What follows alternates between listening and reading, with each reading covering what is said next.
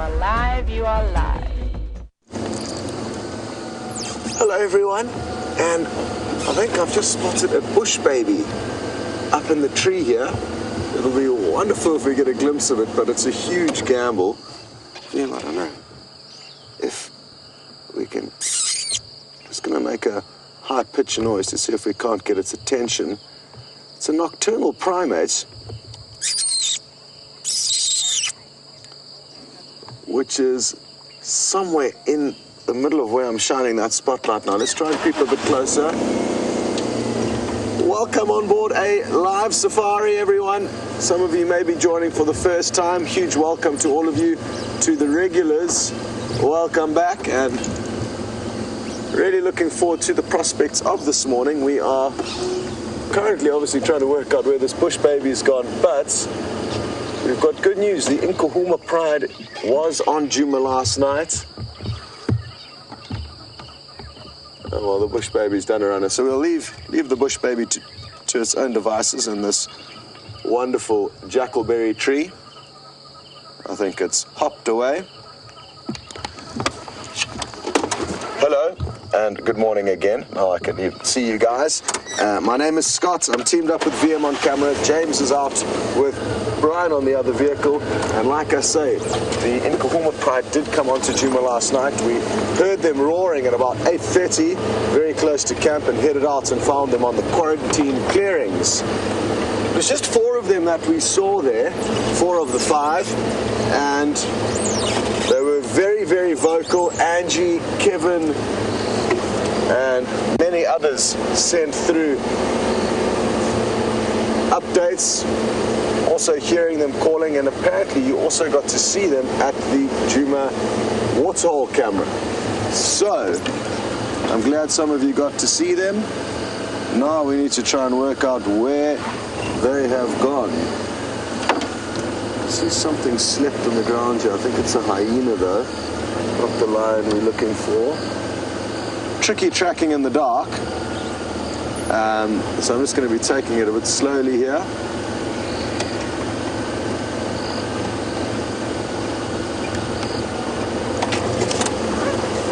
And James Richards has just mentioned that he hopes the lions are still in Djuma. Yes, definitely. That is what we are hoping. There's also a chance that Tingana has come onto Djuma last night. He was heading towards us, so even if they have moved off, maybe he will be around, a big dominant male leopard. Now, for any of you who may be joining for the first time, it's important that you know that you can communicate with us. You can let us know your thoughts, questions, comments, and to do that it's very simple. You can hashtag Safari Live on Twitter or send an email through to questions@wildearth.tv.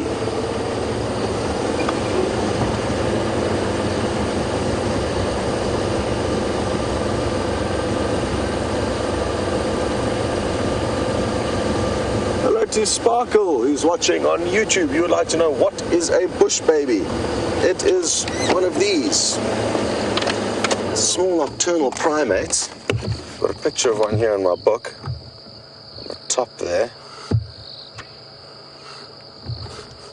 and they are tiny little critters with massive eyes. That's to suit their nocturnal lifestyle, and they've got the ability to be able to spring from a standstill, probably 6 to 12 feet. They can go rocketing through the air, and that's probably why and how that one managed to escape us getting it on camera earlier. Sparkle, you'll have to keep tuning in, and we'll eventually get one on camera for you, but it is one of the trickier customers for us to be able to get on screen for you.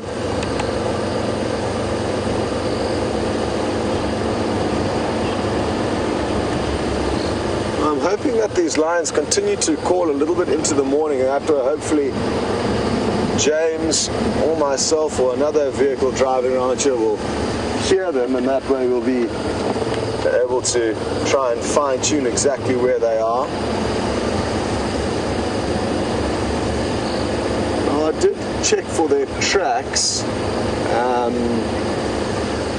Didn't see any sign of them going south from the dam, so I'm guessing they've headed north.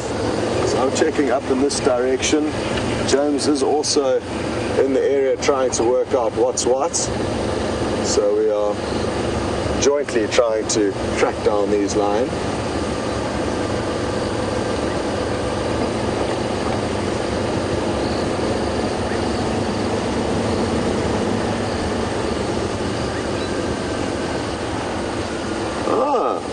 We just got an update through from Linda, and thank you very much for this update, Linda, that there are also some lions somewhere on Arethusa. So the interesting, Linda, is that audio that you're hearing, or have you got confirmed visuals on the Arethusa waterhole camera? Please let us know ASAP.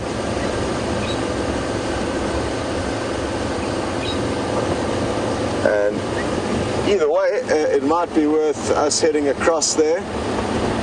The tricky thing is that I think it kind of makes more sense for us to search here on Juma initially, because if we do find them here, then James and I will be able to possibly both be in the sighting together, whereas across on Arethusa we can only send one vehicle, and there's quite a few vehicles driving around there at the moment, so there'll probably be pressure for us to leave, which we don't want. Anyway, why don't you go and find out exactly where James is now, and hopefully you guys will find the lions. Good morning, everybody, and welcome onto the Rust Bucket here. We're heading north up on Vubu Road, searching out for lion tracks. My name is James Henry. On camera today, we have got Brian the Thumb Joubert. 6'4" of him, magnificent human being, of course, a fine example of humanity.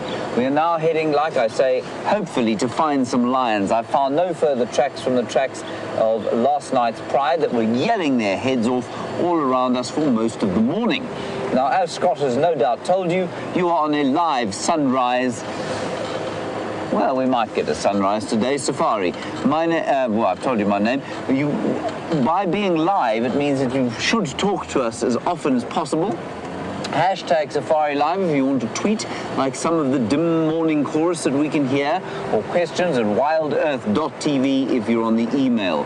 Otherwise, the Ustream chat, I think, works very well. YouTube chat works very well. Whatever method you choose, it would be good to hear from you. Ask us about what we're seeing, ask us about Africa in general, ask us about traveling to South Africa if you'd like to. We're going to keep driving up this road. The hyena den is to our left, but I'm not going to go in there just now. We're going to see if we can find the lion tracks and where the Nkahuma pride went. And interestingly, I'm sure Scott also told you there were only 4 of them there last night. Where the 5th one was, I'm not sure. And Leanne said while we were sitting watching them yesterday evening, everyone went out and we had a quick look at them. She said, well, why would they separate? And I originally thought, I had just assumed it would be a fairly obvious answer, and it isn't an obvious answer. I'm not sure why one of them would have separated.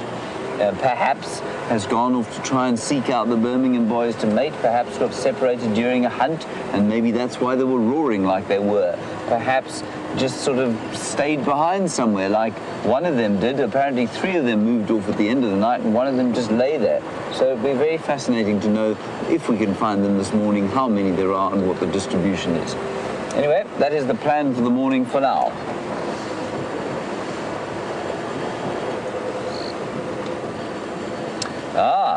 Yes, of course. Let us not forget, today is the 29th of February.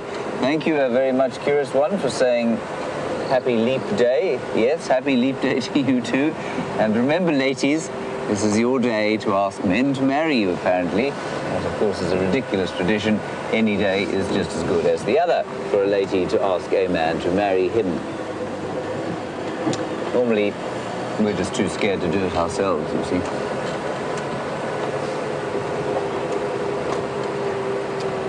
Slight pinkening of the horizon. Look, Brian, maybe your time-lapse will be okay. Brian's put out a GoPro camera to take a time-lapse, and you can see a little bit of pinkening of the sky.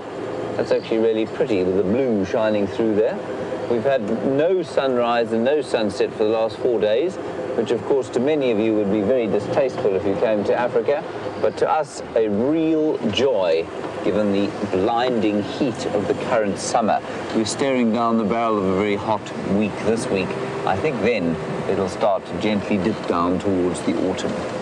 The trees, of course, have gone autumnal long before the time they normally would, and that's because of the lack of rain.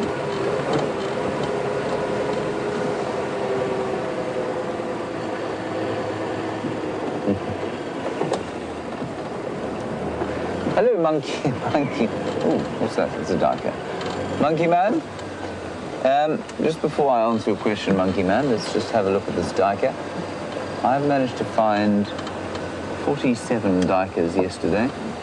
This one, of course, has now disappeared. Ah, very sneaky, that duiker, wasn't it, Brian? I didn't see it at all. Oh, it was in there. It was under that little bit of bush there that you're pointing the camera at. Anyway, it's gone now.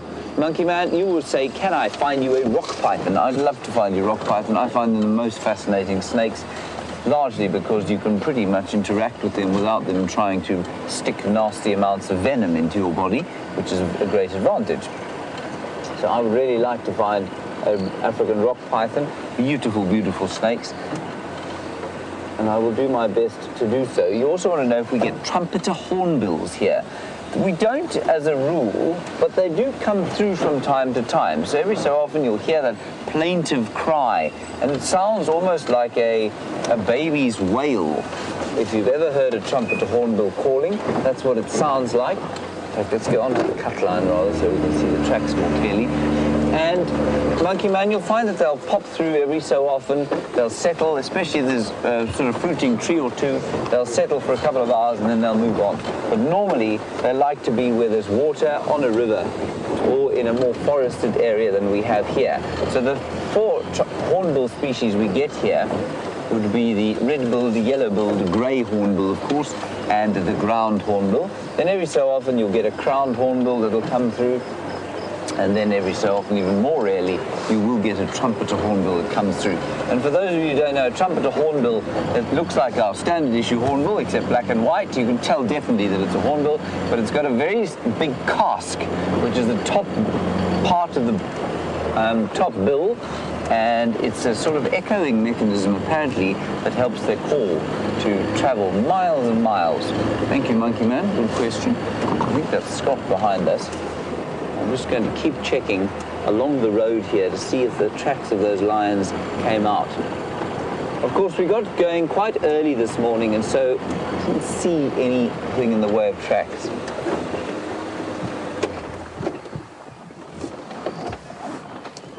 There's some impala who are running away from me, as all mammals have done for the last 4 days. Now, this one is having his morning constitutionals before running away, and he's just doing a few loosening up exercises before getting on with his day. This is important. Oh, he's limping, actually. Look at that, Brian. He's going to be toast fairly soon. Think that was limp or just stiffness? It was definitely a limp. Back left, definitely a bit stiff and sore. Shame, I wonder what happened to him.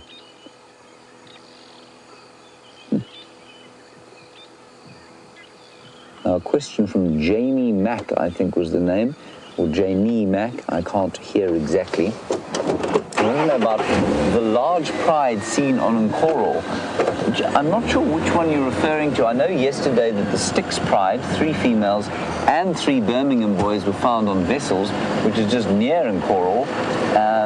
But I didn't hear of any large pride there. So please would you tell us what you mean? It would be very interesting. I can only assume if it isn't the Styx pride or a section of the Birmingham boys, then it must have been some pride that came in from the Kruger Park. So that would be fascinating to know. So please let us know. I have found no tracks at this stage. And I just wonder where those lions went. I have a sneaky suspicion they headed back to the west towards Arathusa, possibly to fetch their lost cohort. Now, lions roaring like they were last night are basically giving you an indication that they are being territorial, so they call territorially. They don't call for the purposes of calling, and they certainly wouldn't have been on the hunt. And it also means that if they're marking territory, if they're checking out where they can sort of mark their boundaries, they will move a pretty big distance. So it'll be interesting to see if they're still actually on Djuma or if they've gone off elsewhere. They were right on their western boundary yesterday and northern boundary being at Simbambili. Hope and hold thumbs. Oh, look, Brian. Pigs coming up. Pigs coming up. Behind you. Not too sure where to go from here. That's so cool. Look at those little warthogs. We had them coming out of this termite mound last night. But they don't like to be in the termite mound when you're close by. For some reason, it's not a source of protection for them. It's far more a source of, I think, warmth. They're very sensitive. They don't have fat reserves, so they do get cold in the night, and I think that's why they're in those burrows. But as soon as they get threatened, they come speeding out. Now, that termite mound was housing 2 sows and 5 little babies. How they all fit in there?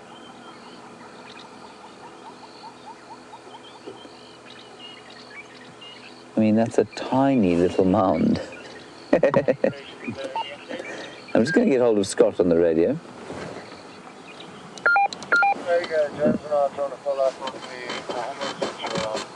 He's just giving Craig an update.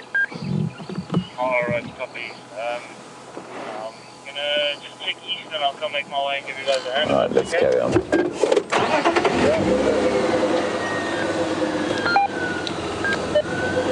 Scott, I was just going to check towards Bivelshoek Dam. Not Bivelshoek Dam, Sydney's Dam from here. Perfect, I'll go back down, gotta go shortcut. Copy. So we're just going to circle the area, travel all the roads here, and just see if we can't find some tracks of the lions crossing hither and yon.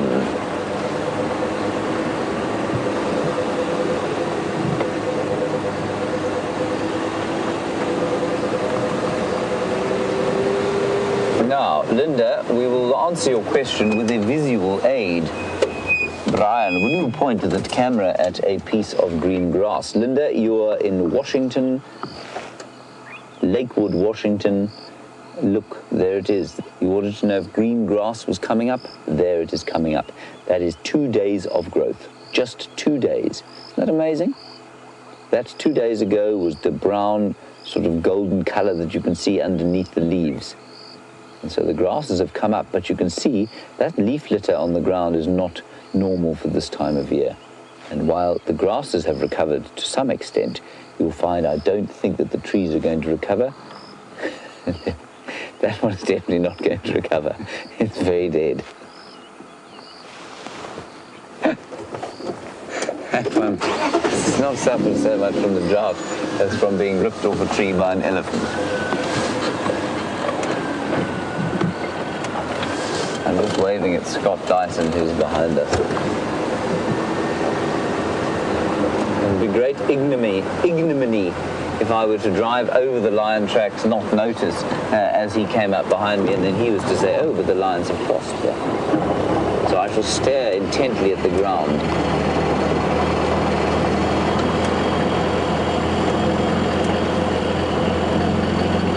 I don't see any tracks. It's not necessarily a bad thing. We don't want to see them crossing out of Djuma. We want to see them staying here. But because Djuma is relatively small in comparison with the Lion Pride's territory, we do need to sort of traverse the boundary to see what's going on. The average Lion Pride in this area probably has a territory of about 6,000 hectares. Now that's Djuma and Arathusa combined of 1,500 hectares.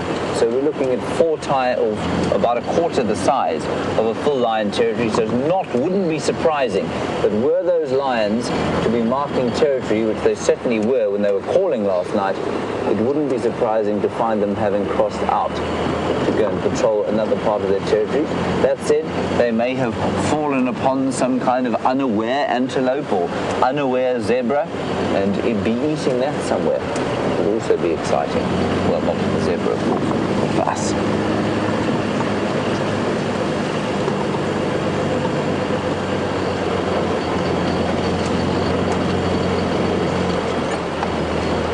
Oh, very nice update there from Deb in Ohio. Thank you, Deb. You say there were 8 maneless, so you're assuming lionesses, on Coral yesterday evening. That is really interesting. Thank you for that. I wouldn't know what's happened to them, I'm afraid. We've had nothing on the updates on our WhatsApp group. And at the same time, we are not, unfortunately, in radio contact with Coral. the guys from Cheetah Plains, which are just next door, will keep us posted on anything like that.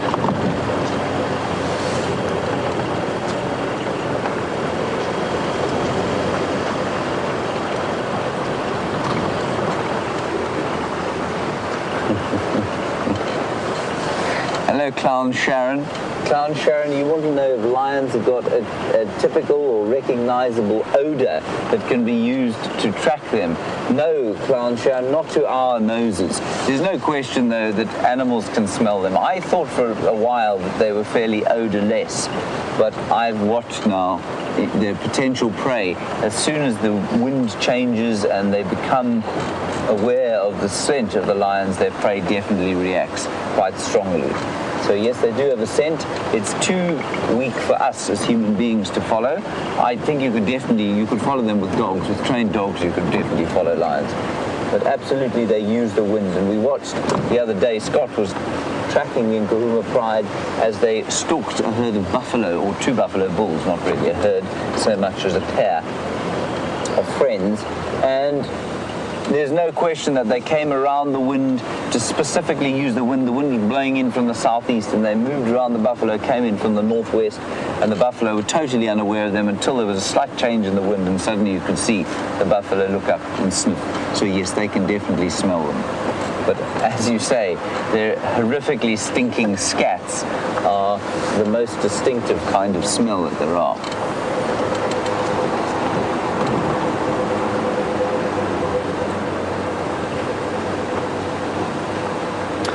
Now, Kathy, on the subject of tracking, a very nice question. Can we see their tracks and follow them over grass and rocks and other debris? I just thought I had a smell of scat there. Kathy, I am not particularly good at doing that sort of thing, but yes, very experienced trackers absolutely can. You can tell just from the way the grass is lying.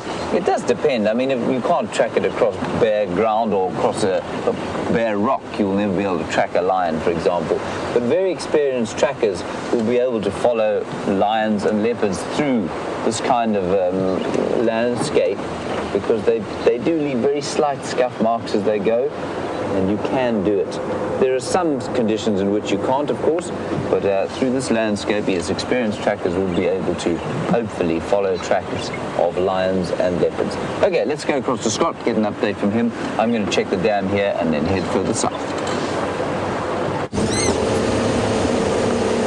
Well, tracking lion at this stage of the morning is not easy because we don't have lights. So I know you guys have been discussing with James the different substrates. At the moment, the hardest thing for us is the fact that there's no sunlight coming in at a low angle, casting shadows on whatever tracks there may be. It is turning out to be a beautiful morning though, and this view you wouldn't have got with James. Out to the east, he's been heading in a westerly direction. There you can see the sun's having a bit of an effect on those clouds, but there's a thick bank that the sun is going to have to burn through before it can assist us in the tracking.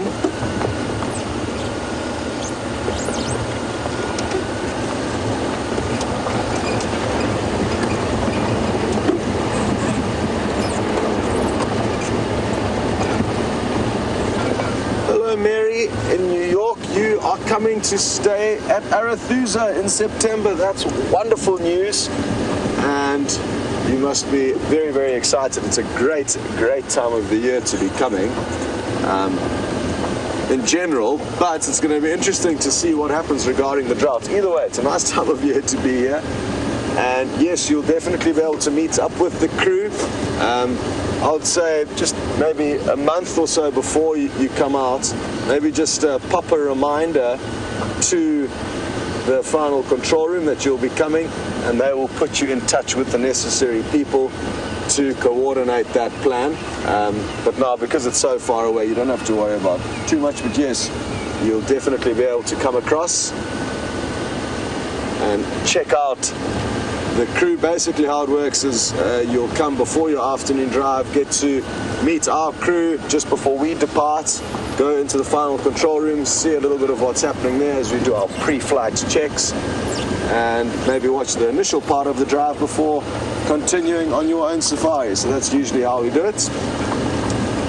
Mark, you would like to know what is the meaning of Triple M, and I'm not too sure, but it's just one of the main roads that basically runs between Djuma and Arathusa. What could the meaning be? Something about Mala Mala, main Mala Mala. Mala Mala main road, yeah, that makes sense, Viam. There's a property to the south of us called Mala Mala, and maybe it was the Mala Mala main road at one point. Now it's an access road to many of the camps.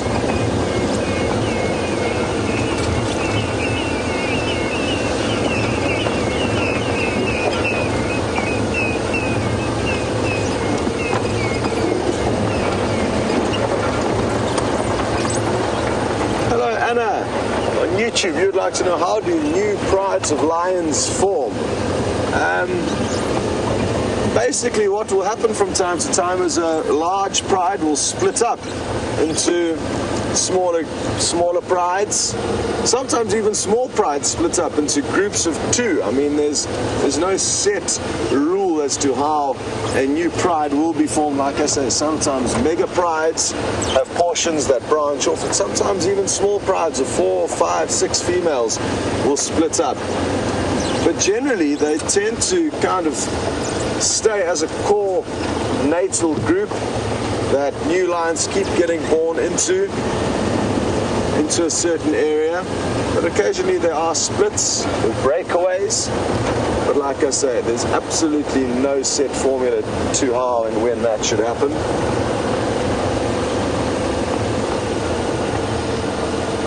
I guess again a lot can be, a lot of the animal related questions that are asked to us can be related to humans, and it's the same as saying, I guess, what will cause different tribes or different communities to form out of a bunch of humans. And sometimes it may be, like I say, if one group of humans or one village becomes too large, it may make sense for certain people to move off and start another village. Or it could be that there's a small village that simply has some politics and some people want to go elsewhere. Or maybe no politics, but just different thought processes as to where they should go or what they should do. So a lot of the time when you ask questions, ask yourself, what would humans do? And a lot of the time it will actually answer the question.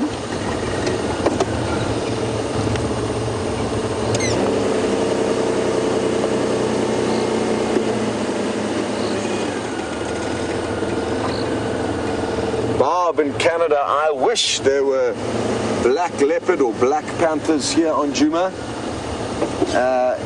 I don't think one has ever been recorded in the Sabi Sands, but it is important to know that in certain parts of South Africa and Africa as a whole, black or melanistic leopards are seen from time to time. I don't think I've ever seen a photograph of one in the wild though. So, even though I've heard all these rumors that they exist, I've never seen a picture on a camera trap or any confirmed sightings of colleagues of mine. So I've got no reputable sources, but according to some fairly reputable sources, I guess they have apparently been seen. It's not by me or anyone that I know that I can rely on. However, there have been some confirmed sightings of leucistic, so the opposite to melanistic, which is the dark form. There have been confirmed sightings of pale form leopards, also known as strawberry leopards. Where have these lions gone?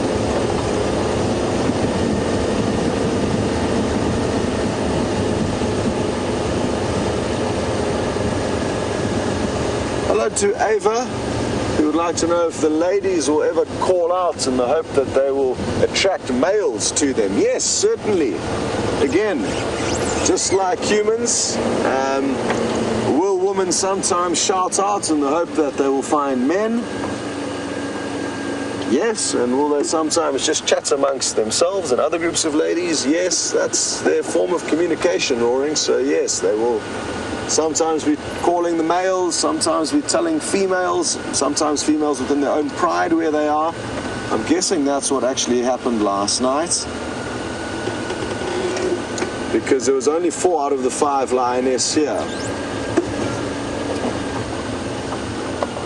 I did see one lion track coming down this road, but I think this is possibly on their way into Djuma last night. We saw them just up ahead of us on the road here, and they were calling just up to the right of us on the quarantine clearings.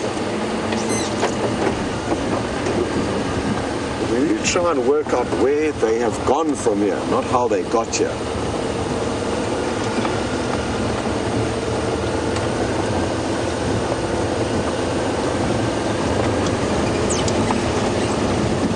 Hi Gabby on YouTube. You would like to know, where will the herbivores seek refuge at night? And it's in large open clearings like this one on our right. An open area is the safest place where you could possibly be. Go ahead, James. Scott, I'm not doing Impala Plains Road or Impala Road. Any updates also? No, negative. Came down Gallagher shortcuts. I'm going to check onto Philemon's cut line to see if they didn't sneak south of us. Okay, cool. So just communicating with James there, which is important, so we know who's checking where and what's been checked so far. So yes, large open clearings are the best places for prey animals to sleep at night. The reason being is that it is very difficult for predators to creep up on them if they are out in the open. No structure to hide behind. So this clearing, if you drive through it at night, it's actually phenomenal. It's like a big city. Whereas if you come here in the morning, already the animals have moved off. But there were hundreds and hundreds of animals lying here last night. Interestingly, even though the lions were calling nearby, the prey animals were all, relaxed, as they normally kind of would be lying, even if there weren't lions nearby. And that kind of makes sense. It wouldn't be logical for a prey animal to hear a lion roaring nearby, which essentially is telling the prey that they are busy doing other things, not really hunting, because they're giving away their position. But also, why flee from the known into the unknown when you can stay relatively calm, knowing, okay, there's lions calling nearby. Obviously, keep an eye out for them, but it's fascinating to just see the animals continuing with their evening rest, unperturbed by lions calling so close by.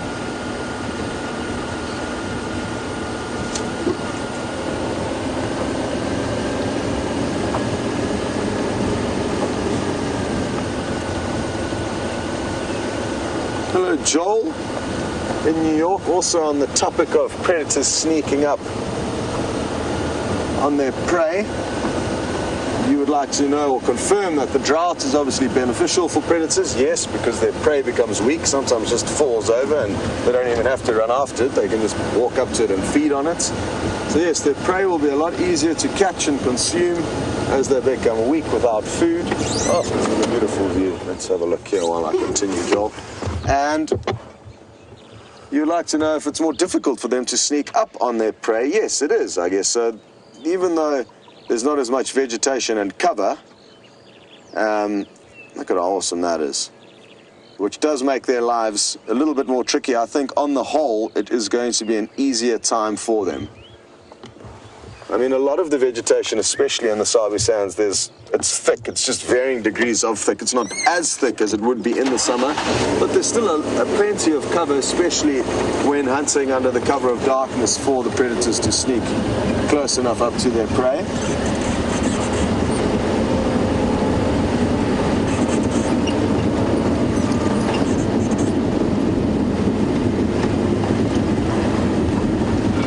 Hello, Tammy. very happy to hear that you enjoyed the Instagram picture or video rather, that I shared last night of those Nkuhuma lioness roaring. It was absolutely wonderful. It's one of the best things that you could hope to experience is lions roaring. And I haven't heard the Nkuhuma lioness roaring that much, so very special memories for me last night. Okay, we are going to continue on our search to try and establish which direction these lions have headed. And once we work that out, it's going to become considerably easier to work out what's going on. For now, though, you guys are going to head south and west of us to where James is checking. Good luck.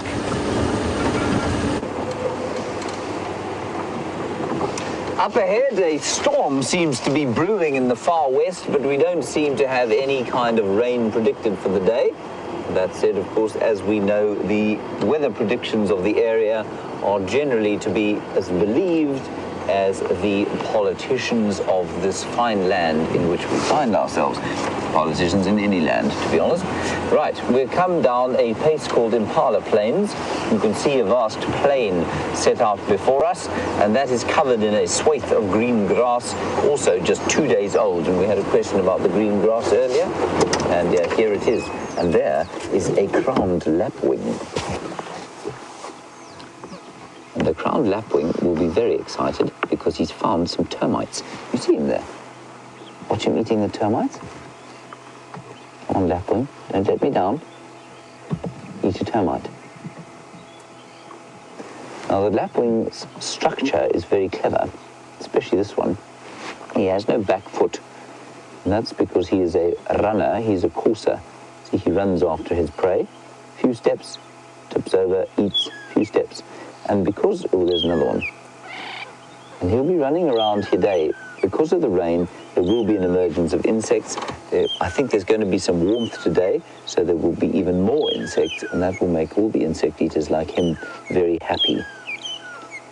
And the one fascinating thing I think about the crowned lapwing is that he is very closely related to shorebirds, the plovers that live on the shore, or the wading birds that live on the salty seashore.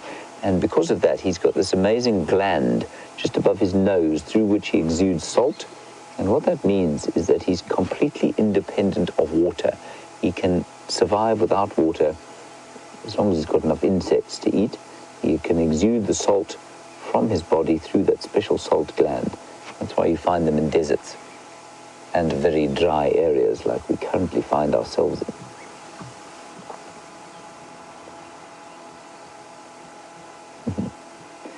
And he's called a kivit in Afrikaans, and that's an onomatopoeic word. Well, there we have a magpie shrike.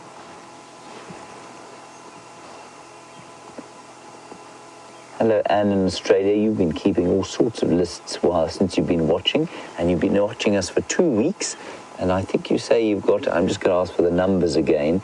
You've been keeping a mammal, a reptile, and a bird list. 19 mammals, 12 reptiles, and 62 birds in 2 weeks. I'd say is a pretty good return. Well done, Anne. Please keep going with all that. I'm especially interested to see how big your reptile list will get. I'm hoping also that you'll keep an amphibian list fairly soon. And with any luck, after this rain, we'll be able to increase your number of amphibians. In the last 2 weeks, I've only seen one amphibian, and that was a painted reed frog. Stunning frog. Now, the magpie shrike has a fairly what we call Catholic diet. That means that it will eat pretty much anything that is made of wheat. Like most shrikes, it has a little toothed bill. They'll eat anything that they can, from insects, probably to small hatchling birds if they can get hold of them. And the rest of the flock, they do occur in a flock, will be around here also foraging. And I think this clearing is experiencing something of an emergence of insects, and that's why this activity is here. I'm just going to be quiet for 10 seconds, and I want to listen out just to see perhaps if those lions are calling again, and also to the subdued nature of the current dawn chorus.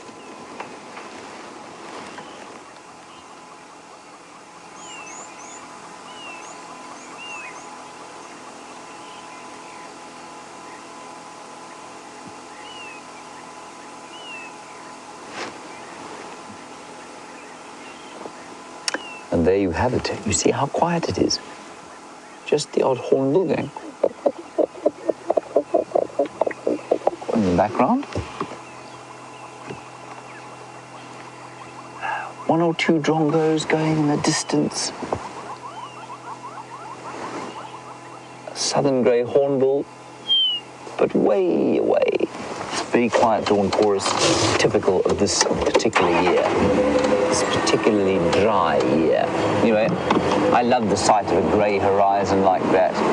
It does bring a certain sense of promise with it.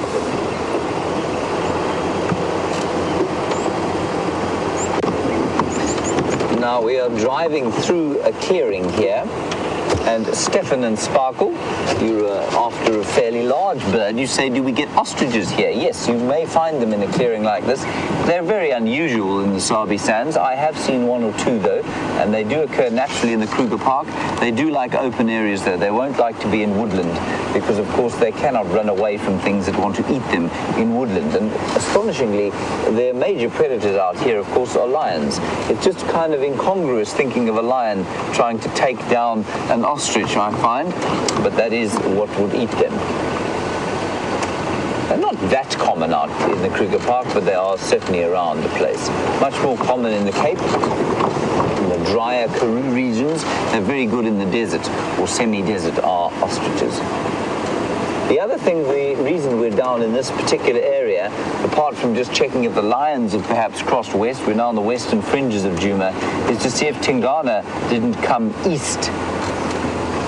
He was just over there yesterday inside Arathusa. Apparently when he was last left, he was heading in an easterly direction. So we'll get an update from the Arathusa guys when we can as well. And you can see we're driving very slowly, just keeping an eye out on the road for any tracks that may cross. Oh. There. Here is a terrapin.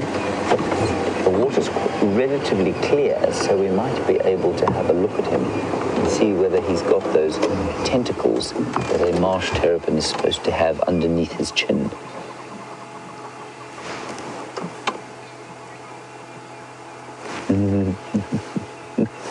And he'll be waiting for something to come and drink, be it an invertebrate or perhaps a very small bird, and he'll grab it and pull it under the water like a miniature crocodile. Now, Kim B, completely unrelated, of course, to the watching of this terrapin, you want to know how long lions can give birth for, to what stage they stop giving birth. Well, basically, they can give birth, like most animals here, until the day they die.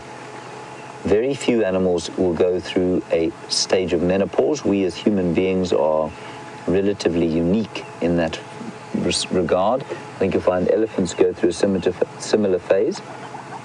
But species where learning is not required, this chap's coming very close to us. Isn't he cool? Oh, you lost him.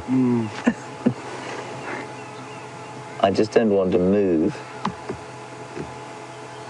And as Leanne has just noticed, which I wasn't noticing, it's eating the wings of the flying termites. There he is. Isn't he cool?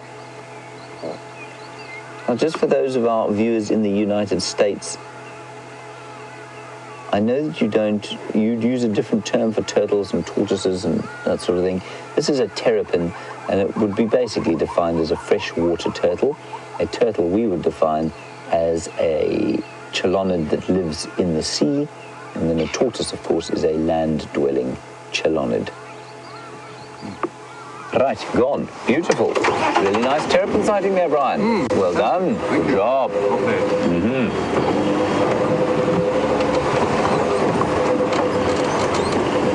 Find a lion now, please. Okay.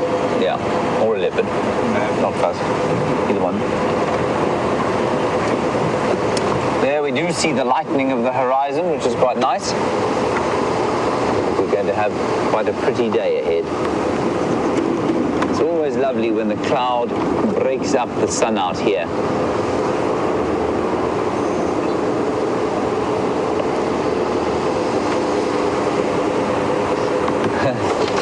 Hello, TB Stain on YouTube. You want to know if the Safari Live guides guide tourists as well? Well, some of us do. Brent has actually just taken a safari. He was on leave and he took a safari actually out of Vuyatela. We've all used to, well, no, that's not true. Jamie used to work at she has a more conservation background rather than a guiding background, but she has guided a few tourists. Brent and Scott and I did a lot of guiding in our pasts. And do we still do it? Well, I mean, yes, if somebody was to engage us in our private capacities as a private safari guide, we probably would, but no, not as a matter of default. I certainly find this current job much more rewarding than doing a standard issue safari guiding job. I think that it has a limited shelf life for a lot of people. There are very few people who can maintain an attitude that is conducive to safari guiding as a career. They're very, very special people, and I've met maybe 2 or 3 in my life who every time they meet a new person, and I'll explain the difference between what we do and what's in safari guiding, and I know it's kind of similar, but it isn't. You as a safari guide, you meet, say, 6 people every 3 or 4 days, and every 3 or 4 days, just getting it up there quickly.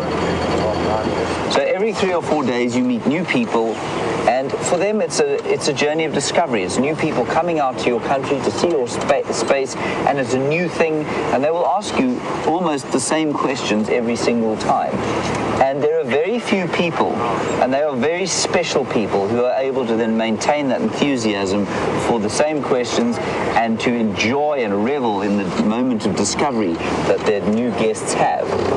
And like I say, most safari guides only last sort of 2 or 3 years before they then move on to something else. Now, the difference between what I do and what a safari guide does is that we have a conversation with a much larger group of people. Lots of those people are with us often, which means that you can have a much more in-depth conversation about the wilderness. But at the same time, you do get new viewers who come in and they ask these incredible questions of discovery, if you like, which I just find so refreshing. But because the audience is that much bigger, I find the conversation that much more stimulating. And also, to meet people on a daily basis, 3 or 4 new people every day, if you happen to be slightly introverted, which means that you draw your strength from within you as opposed to from without you, it can become very tiring indeed. And that's why you'll find safari guides move on to other things. They go into conservation perhaps, or they go into lodge management, or they go back to the city and become bankers, which of course is an appalling option. Or they become safari guides for Safari Live, which is an amazingly stimulating activity for 6 hours a day. So that, in a long-winded way, is a way of saying, yes, we do take safaris every so often, but not permanently, no.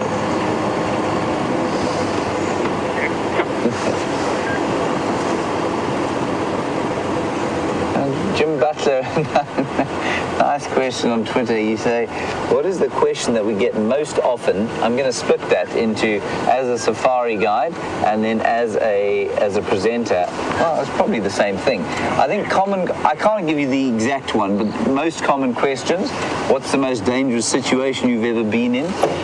What's the most incredible sighting you've ever had?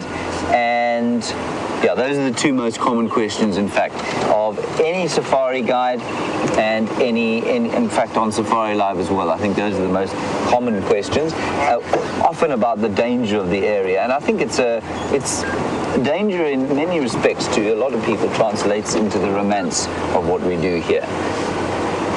So I think those are them. And then what's the question that I wish I would be asked? Jim, I don't know. I think that the Safari Live questions have normally been questions that you didn't used to get on Safari. Really interesting kind of questions, in-depth questions about different aspects of the ecology. And because it actually generates, sometimes some of these questions generate a conversation amongst the viewers themselves that feeds back through to us. And so most of the stuff that we discuss, or that I want to discuss out here, we can. I can generally turn the conversation to what I feel like talking about, which is excellent. Wonderful light coming through the clouds. Brian, I take it back. I think your time lapse would be a beautiful one today. stop nodding knowingly.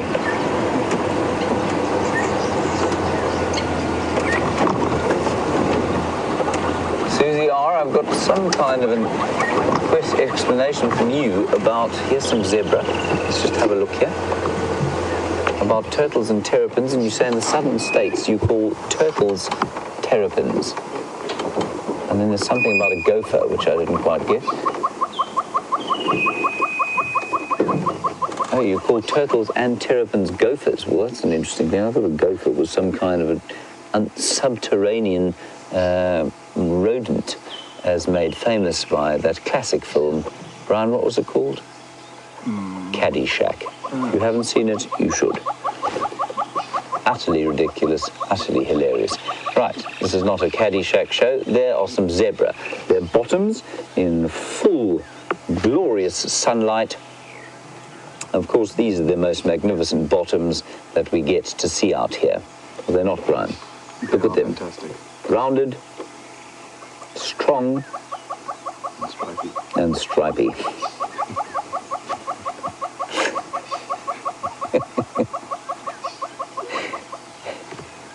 I just love it when the light like this is diffused through the clouds and you get these, suddenly the land from being totally flatly lit explodes with this sort of golden light and then it covers over again, and I just find it so exciting. The zebra there having a nice graze on the green grass, and you'll see that they're eating quite long grass, and they're known as long grass feeders.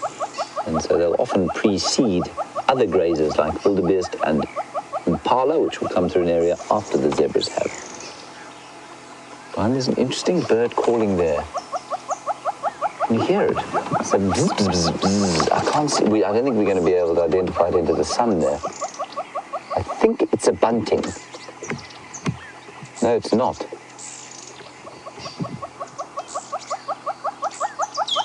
Can you hear it? It's not. You can hear. Oh, there it goes. Oh, it's behind us. It's behind us. I can't see it. You still see it? Yeah. And Pin Painter, while we're looking at this bird, you want to know if a magpie shrike is also known as a long-tailed shrike. It used to be, yes. I cannot, that's behind a leaf. I can't identify it. I've got no idea what that was. It seemed like a testicular. If you don't mind, everyone, I'm going to reverse because I can still hear it calling. But for those of you who are keeping a bird list, this might be a good one. I don't know what that is. Tiny testicular-sized bird. There it is.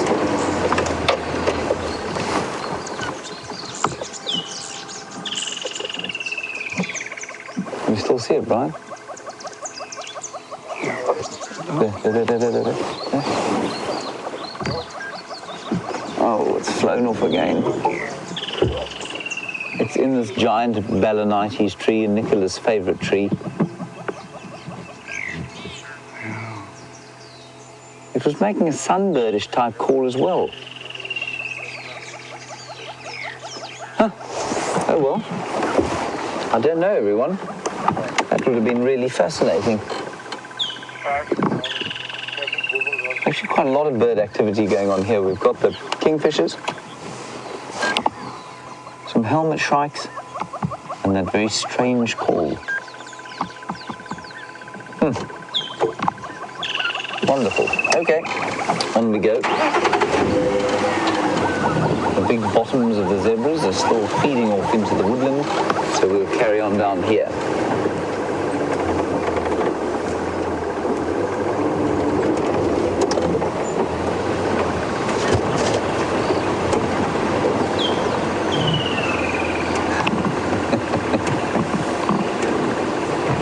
They get better and better, don't they, Brian?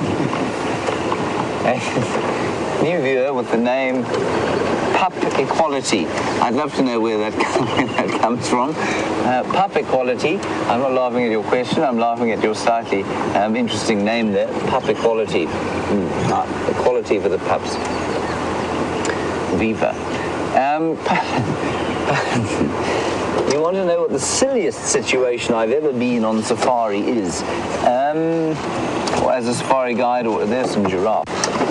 As a safari guide, or on safari, the silliest situation. I'm not sure what my silliest situation is, to be honest. I'm sorry, Brian. I'm going to give it some thought.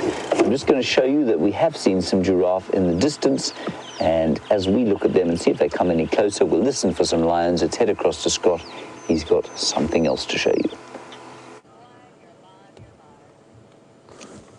No, it's not easy to see, but there is a hyena. There it goes.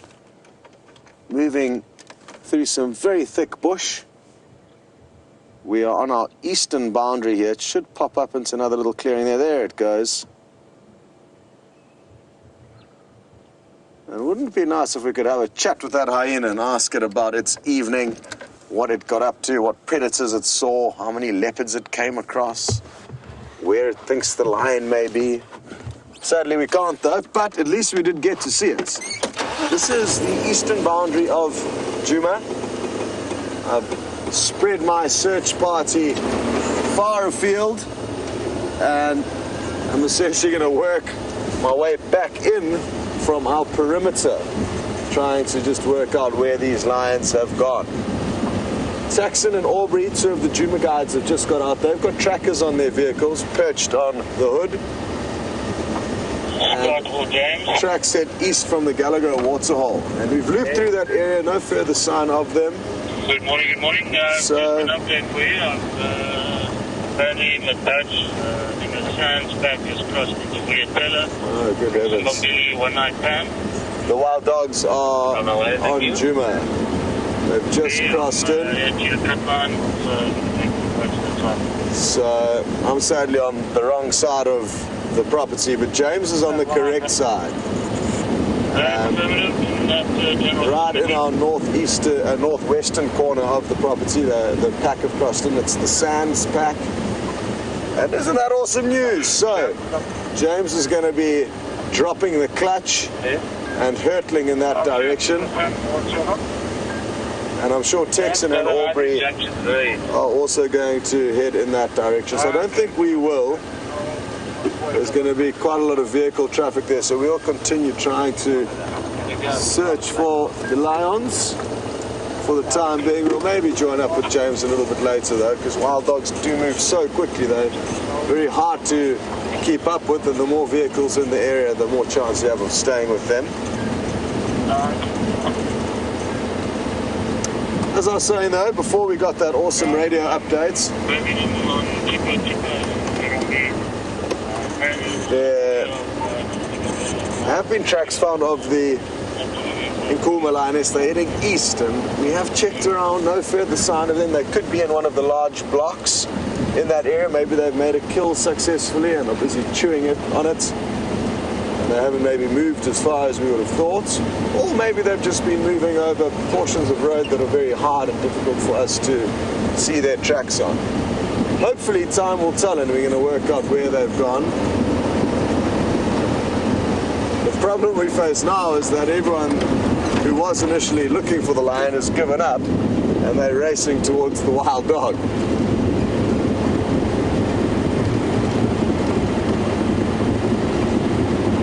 Anyway, good prospects.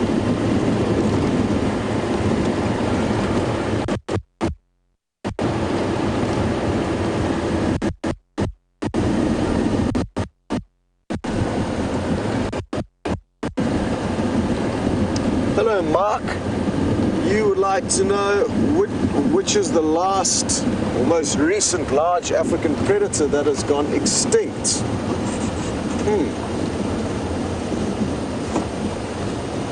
I don't have the foggiest idea what that could be. Last large African predator to go extinct. I'm drawing a blank there, Mark. Apologies. Not sure if anybody else knows the answer to that question. If they do, I'm sure they will share it with us. What I do know is that it's the wild dog and cheetah that are the most endangered at the moment out of the large predators that currently exist. Ethiopian wolf is another one. I think they're in serious trouble. There's been a recent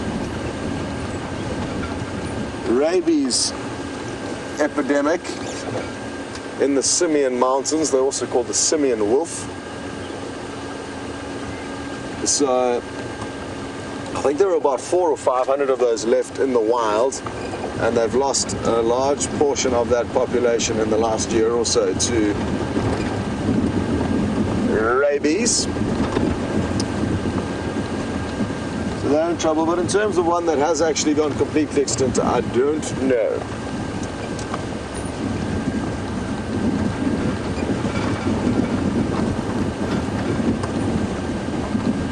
Hi Robin, you would like to know what is my favorite time of the day to head out on safari, and it's first thing in the morning.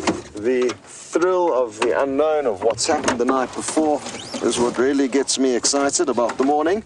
The afternoon, there's kind of less unknown. You kind of got a better idea of what you're likely to find, especially regarding the predators who are not as active during the day as they are at night. So that thrill, like this morning, of not knowing what's going on, getting a report that wild dogs have just come onto the property, trying to work out where the Nkuhuma lioness are, seeing if there's any leopard tracks around, that is something that is not likely to happen in the afternoon. So I prefer the morning for that reason. Just jumping out here quickly to make sure there's no tracks I've been missing. This is a bit of a highway for leopard and for lion.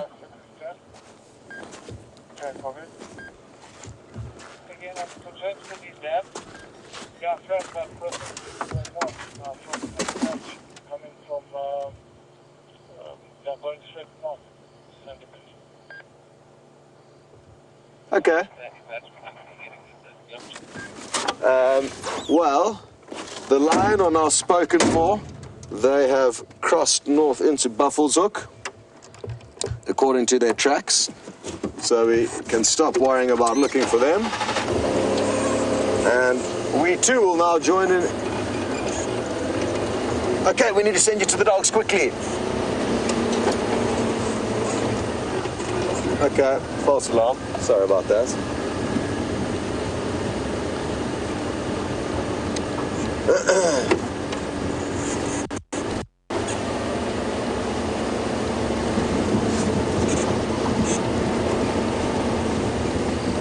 James, I'm told, is wild dogs. I'm not sure where they are or what they're doing, but he's on his way there. So that's good news. Hopefully he will get there before they disappear. Although maybe I'm hearing a broken down telephone. Maybe I thought I heard Texans saying that the lion tracks have crossed north, but maybe it's that he's found the wild dog crossing north.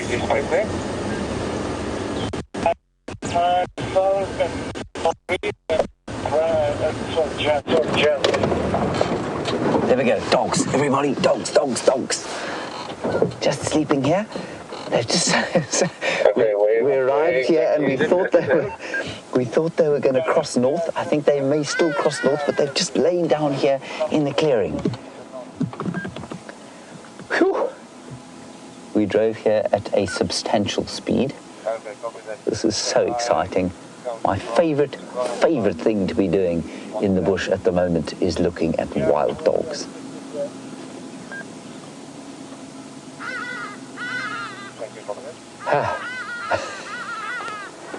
Sorry, Brian, is your spinal column still intact?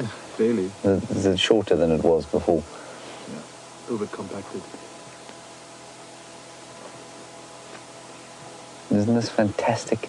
So they came across, we had word that they came running across from Arathusa, from One Eye Pan, which is a waterhole on Arathusa. I assume they were chasing something because they got here very quickly. They arrived in this clearing and they've gone to sleep. Right, we're just going to move. We will also be probably using the VR rig, so if I start pointing things out left and right and you can't see them, don't worry about that.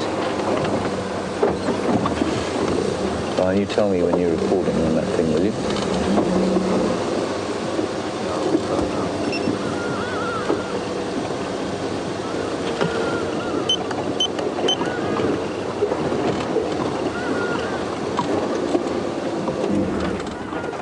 incredible sighting here. On the left, one dog, a male. Looks like the alpha with his torn ear, to try and identify which pack this is. And then to the front and right, you can see two others on the ground, and further to the right, another, just walking through the clearing, obviously trying to pick up the scent of something. I can't see how many there are in total. And obviously to the far right, the sun just peeping through the clouds. Above us, a beautiful steel grey sky. Here comes the dog now. Looks like the alpha male. I don't think this is the Investic pack, though.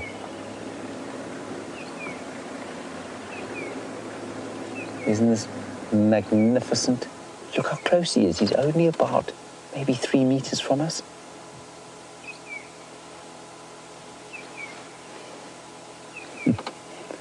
Now, I don't know which pack this is.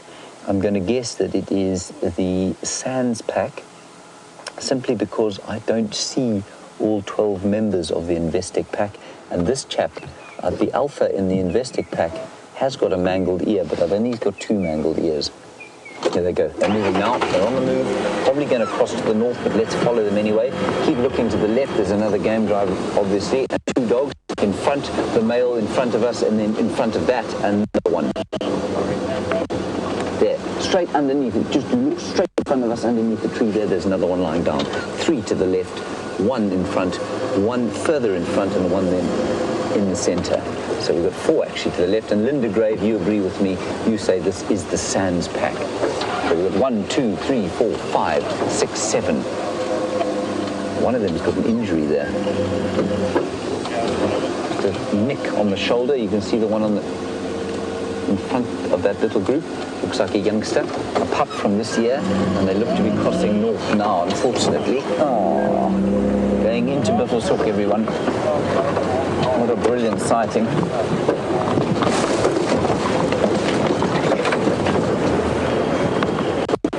Oh, can you smell them, Brian?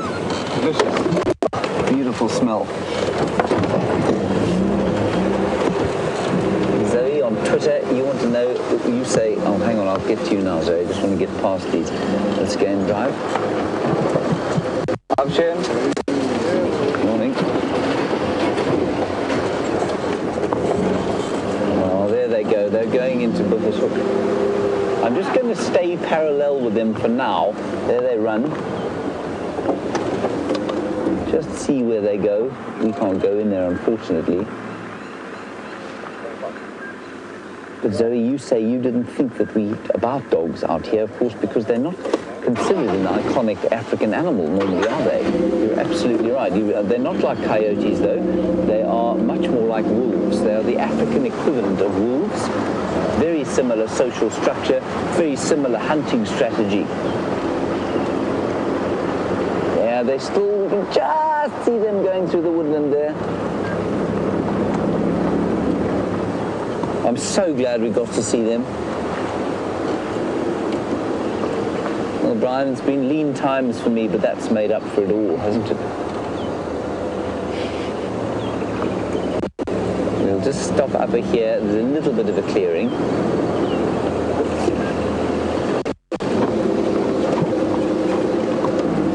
Now, our beard, you want to know if wild dogs are actually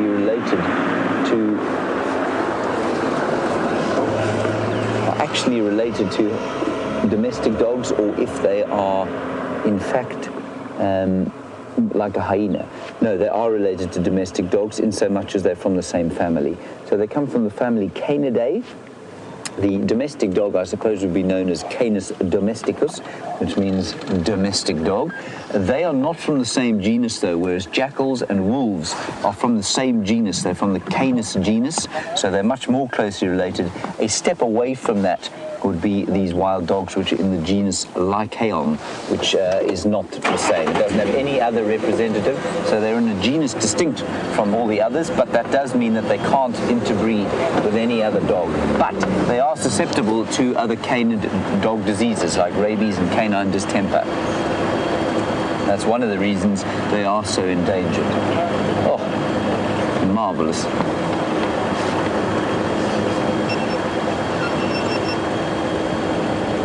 And Mike Costin, a very good question about how far they can hear noise. They've obviously got those enormous ears, and of course they do have to listen quite carefully to each other, because when they hunt, they explode off in different directions, and the way they keep in contact is with a loud whooping call and with a chattering noise, and they need those big ears to be able to follow each other and accurately predict where they'll find each other. And you say, how far can they hear? I would say they can probably hear up to 2 miles or so, maybe up to even more than that. And especially if they're making that loud whooping call, then I suspect they can probably hear up to about 5 miles, maybe. Maybe not quite 5 miles, but pretty far. Further than us. All right, everyone, that's it for the wild dogs, I'm afraid. Let's turn around. We'll just have one more look at the dam back there, just in case they haven't turned back towards the dam.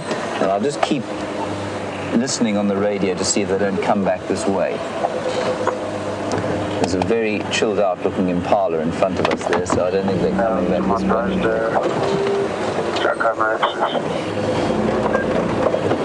No, I'm just listening on the radio. They're going further in there north towards a camp called Jackal Camp. So I think that's going to be it for our dogs this morning.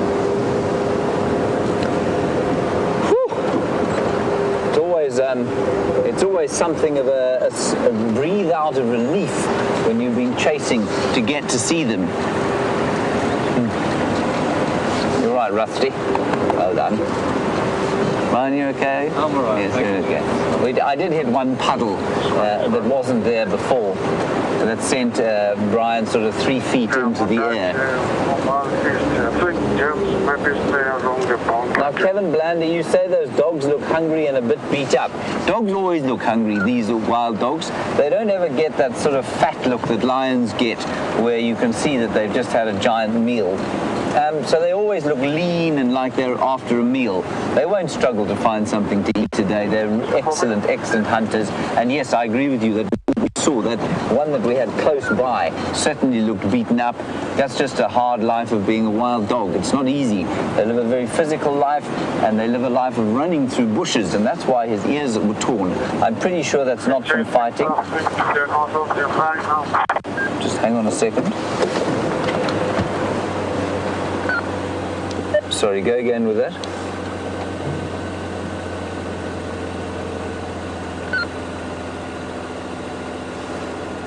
Orbs confirm they're still going north.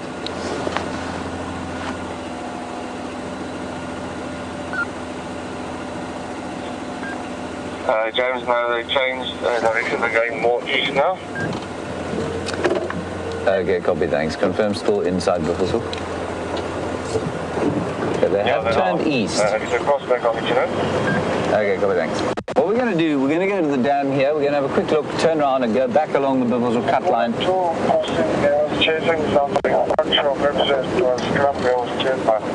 okay, I think one or two. They're pretty close to the cut line here, so I think we're going to carry on along here. There's more coming behind you. With this other one just coming behind you towards Stonefall. They're definitely still on Buffelshoek. Okay, yeah, also there's That's so cool. Okay.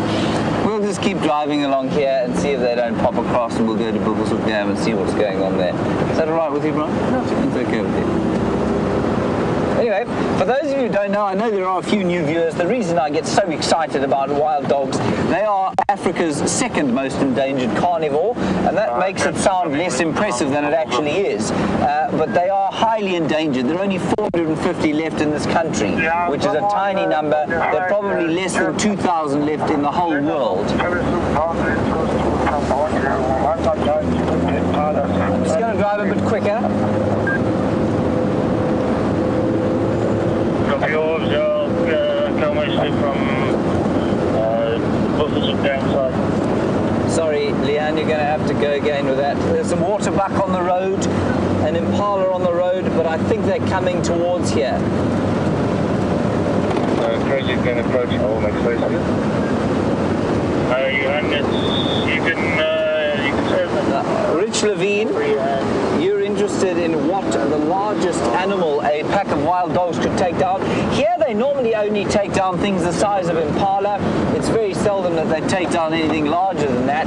But in East Africa, they will absolutely take down things like wildebeest. I'm not sure why they don't bother here. We have seen them go for a herd of wildebeest here once, but the wildebeest turn around and chase the dogs off.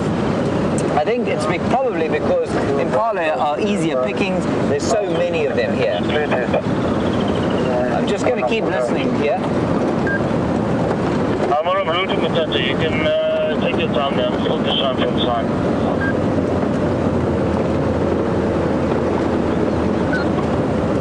So we'll just follow along here and make sure that they don't come across.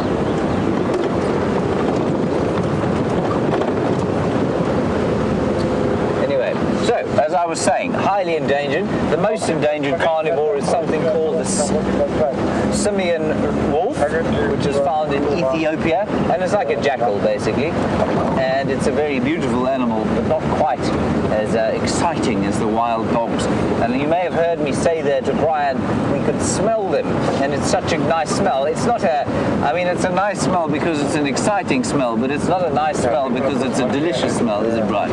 If you think of your wettest and grubbiest dog, that is what it smells like, and it is an unmistakably doggy smell. Even if you've never smelt it before, if you've seen or smelt a domestic dog, if you smelt a wild dog out here, you know exactly what it was. Now they're somewhere just north of the boundary here, inside next to this dam.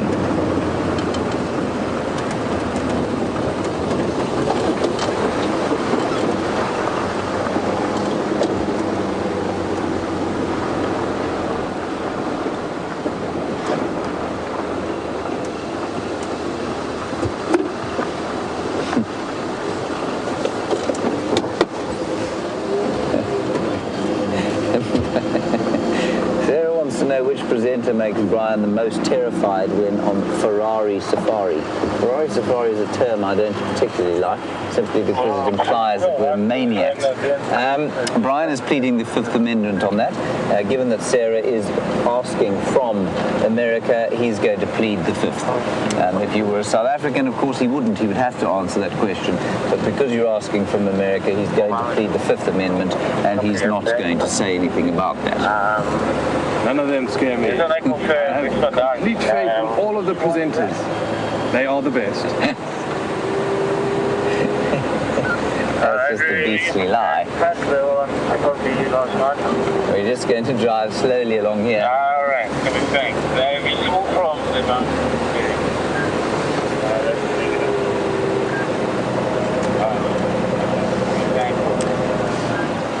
Now, Anna Marie Sutton, you're on Twitter. You want to know if hyena can hear as well as wild dogs? I don't know, Anna Marie. I really couldn't tell you that. I would imagine that they're able to hear in a very similar fashion. They probably have very similar hearing skills. Whether it's the same or not, I don't know. Maybe the dogs a little bit more. They've got slightly larger ears, which will not be a completely pointless adaptation. Here goes Craig. Good luck. Good morning. Good luck, as you were. Are you just waiting around hoping? Yes, I'm waiting like a vulture. Yes, exactly. All right, no problem. Bye.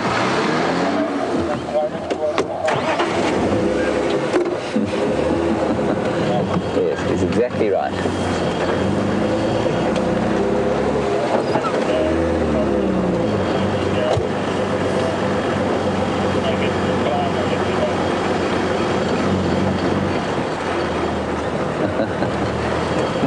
Natasha Price, a comment unrelated, of course, to the question you then asked. A very kind comment. Thank you. You say, I always put a smile on your face. Well, that's good. There are not many people I have that effect on. And you say, how often will wild dogs eat? Natasha, they will eat twice a day quite often, especially if they've got young ones in the pack like that. And I think the Sands pack is only if I'm not mistaken, 6 adults at the moment and 5 pups. I'm not sure exactly. That's the first time I've actually seen the Sands pack. And they will eat twice a day, like I say. They'll hunt early morning and late afternoon is when they go hunting. They don't have to eat twice a day. They can get away with a day without food. Not much more than a day without food. They'll start to get very hungry. They obviously have a very high energy balance, much higher, for example, than the cats. They don't sleep as much as the cats do. And when they are active, they're moving all the time. They really are very, very active. And because they eat largely a protein-based diet, it's expensive to make energy, and that means they must eat often. Look at the sun just breaking through the clouds there, leaving these lovely rays, like spotlights from the heavens. You see that, Brian? I do see spotlights from the heavens. Beautiful.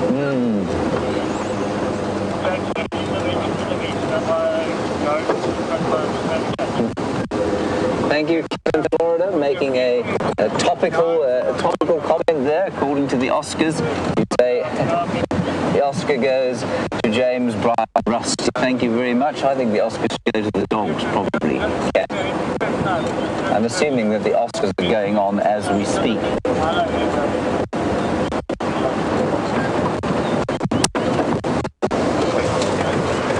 This is interesting. So Scott says that the dogs are Sydney's dam now with hyenas and I'm not sure how I missed that. Okay, I don't know if that'll be visual for us, but we're going to hie along towards the dam where we were, where I suspected we should have waited, but alas, we did not. Now, Scott, unfortunately, is black screen.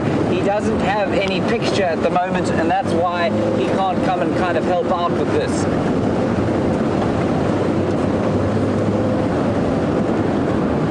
There will also be probably quite a few vehicles in the sighting, so I'm not sure that we're going to get a look. Anyway, we'll try.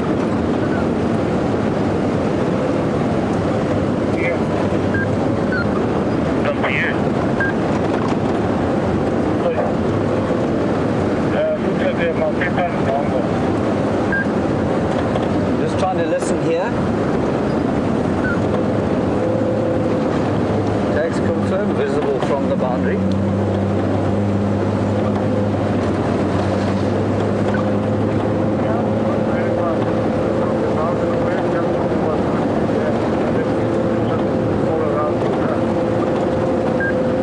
Copy, confirmed Sydney's dam.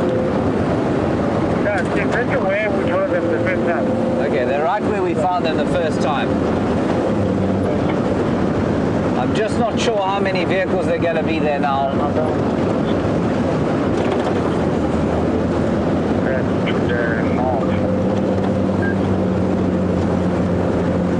We should have just sat there and done nothing.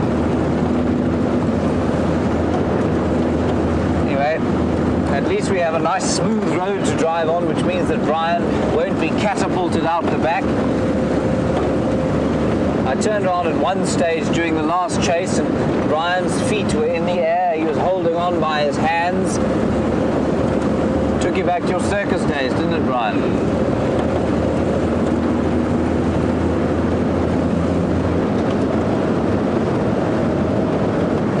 Okay, now we're going to have to be very careful here. Text, confirm how many vehicles in that side. James, we are 3. Okay, copy that. I'd like to stand by. Okay, everybody, I'm afraid we can't go into that sighting. There are already 3 vehicles there. They are north of the boundary, so we probably wouldn't be able to see it that well anyway. I told them we're going to stand by. Go, Andrew. Can I also take standby for that? Madame? Yeah, for the Sorry, I'm just listening to the radio, everyone, trying to figure out what's going on. Frontline area heading west along the boundary, Yeah, unfortunately, it's just the way it is. So just to explain, what we do is we don't go into... Oh, there's a dog behind us. Right there, Brian. Right there.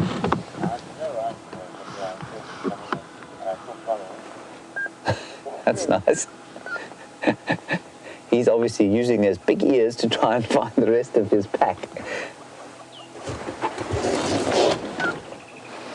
Well, that's a nice surprise. So just to explain, for those of you who are new viewers, we don't put more than 3 vehicles in a sighting, and the reason for that is that it just does, it does affect the animals if we put too many in there, and we also want to keep it as private as possible for the guests of the area. So unfortunately, we'll lurk around the area and hope, perhaps, that we're able to get another view.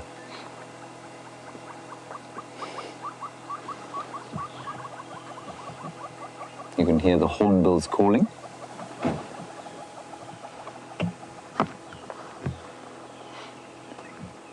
Right, I think let's just ease down. I think what we're, yeah, we can't really. We can ease down Aubrey's Road. We'll do that. Rather than just stand here, because I think they're going to be quite a long time in that sighting.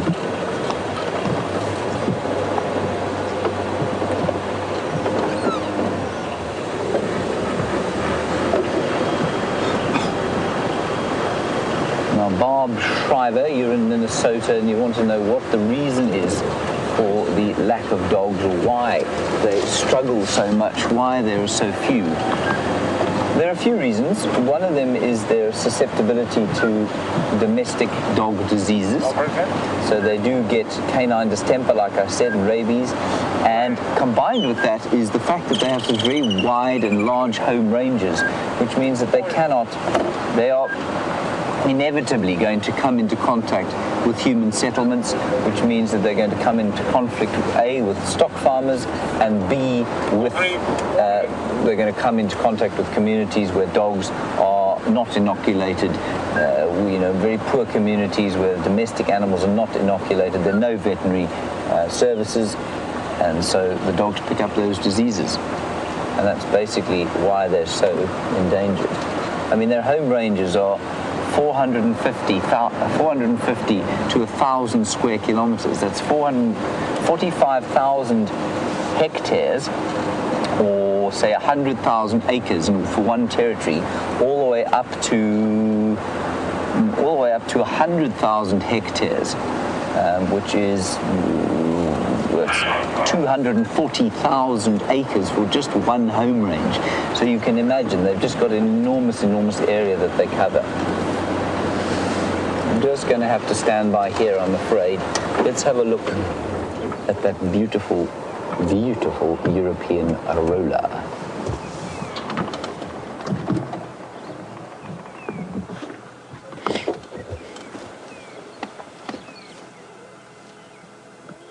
Isn't that beautiful?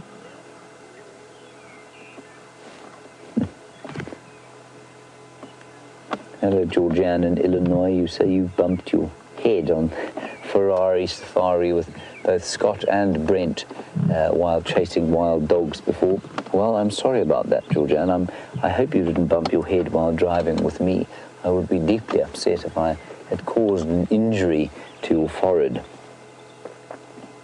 That is a European roller, and he likes to sit on that perch. He's there quite often. So the dogs are not far from here. They are still inside Buffels Hook, though, so I think we're probably going to have to call it quits fairly soon. But what a lovely morning it's starting to become. You see the way the light is breaking through the clouds.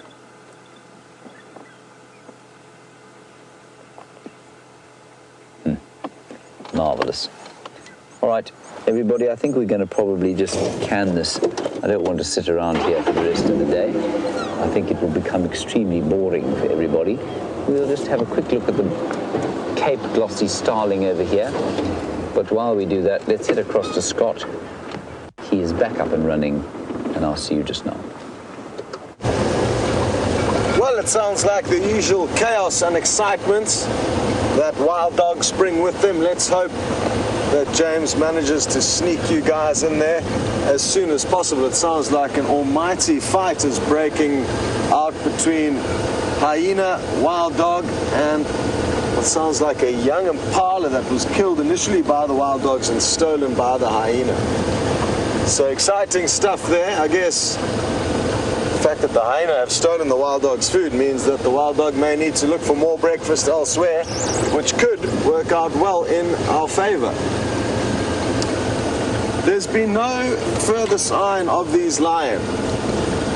So I'm going to go back into the last general area where their tracks have been and try and work out what's going on. Like I said, they could well be in the middle of a big block where their tracks last headed into, where they may be sleeping, where they may have successfully managed to make a kill.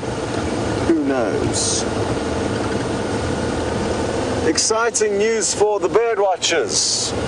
There are a pair of black-crowned night herons that we try to show you guys, but with the signal issues and together with the fact that the birds were not playing along with us, it meant that we were unsuccessful. But I can show you a picture in the book of what we will be trying to show you guys the next time we head past the Buffelshoek Waterhole. I'm fairly certain it's going to be a new bird for a lot of you. It's a small heron, and as its name suggests, black-crowned, it's got a black-crowned, night heron. It's active at night. And it's small. I mean, it's probably a third of the size of a regular grey heron, the herons that we usually see here. So very small. It's got short legs, along with all of its kind of cousins, the green-backed heron, the white-backed night heron, the bitterns. If you compare them to the other herons, as I turn over the page, these are the other herons with much longer legs and longer necks. So you get two distinctly different models of heron. You get the limousines and you get the short wheelbase, just like our vehicles compared to the long game viewers, I guess. And they would have just moved in. They're migratory birds. They move big distances. Some have been tagged in the Cape, the southern tip of Africa, and then been found subsequently in Mozambique, more than 1,000 miles away from there. But they're also spread far north of the equator. So a migratory bird, but they've come into the Buffelshoek Waterhole since that rain, so that's made a more favorable environment for them.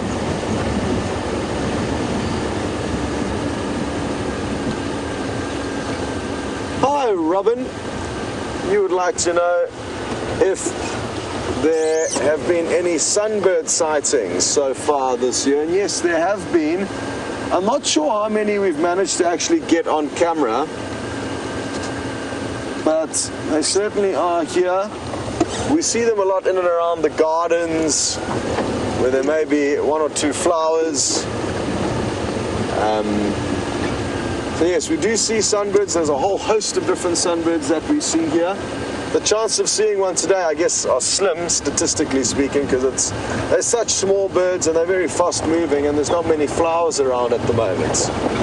So, not an easy bird to find, but there are many different types. I mean, in the Kruger National Park, let's see how many sunbirds we see in this area. Or this general area, not necessarily right here at Djuma. Okay, so already on this page we've got 5 different species, of which I've seen scarlet-chested here at Djuma. I've seen the white-bellied. We will get the college here. I haven't seen any recently though, and we'll probably also get the Mariko. So all of those we should get here, and that's all of them. That's all 5 of the sunbirds that you get in the Kruger. Very pretty, but only when the sun catches them at the correct angle do they iridesce.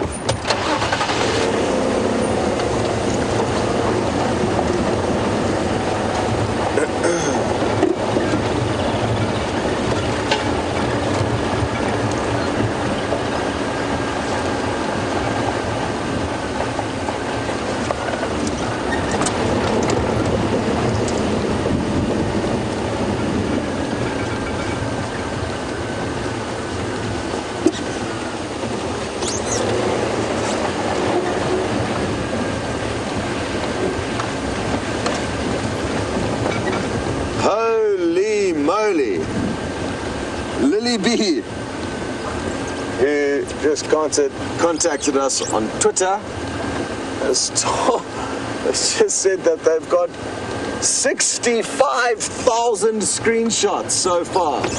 That is a staggering amount. And you say you've deleted just as many. And you're blaming it on us for telling you to take the screenshots. Apologies. I take responsibility along with the other presenters for that. I'm surprised that buttons on whatever device you are screenshotting are still working. That's impressive. You should get a hold of the manufacturer of your device and tell them that you're very impressed with the buttons, because that is remarkable. I hope you've got a good archiving system, otherwise it must be difficult to keep track of all of them. I don't know where to go now, actually. We've checked this road initially. There was no sign of the lions crossing it. It is a hard road though, so they could well have crossed over Gowrie Cut Line to the east. Let's check a road that we haven't checked just yet. Other people have checked it. People have checked all the roads in this area. The woodlands kingfisher calling above us. Chick. Liam's got it there.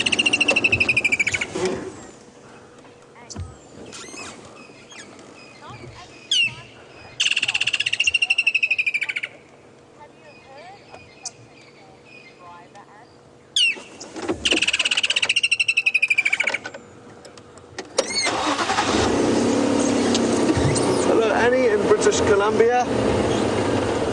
Changing the subject is fine. From wild dogs to driver ants. You would like to know if we've seen them, and yes, we do get driver ants here. They're very large and they are winged. They can fly. So we do see them here from time to time. I haven't seen one recently though. Earlier on in early summer there were a few about, but have not seen any since then.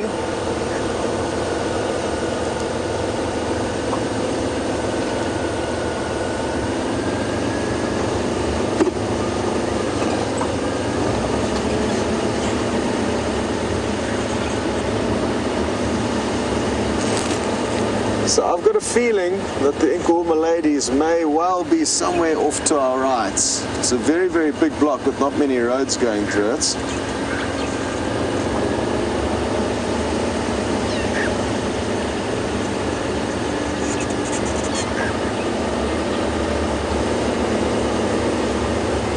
Hello, Tammy in Indiana. You would like to know a little bit about people that come on safari. Which nationalities are there? Are there lots of South Africans that come on safari?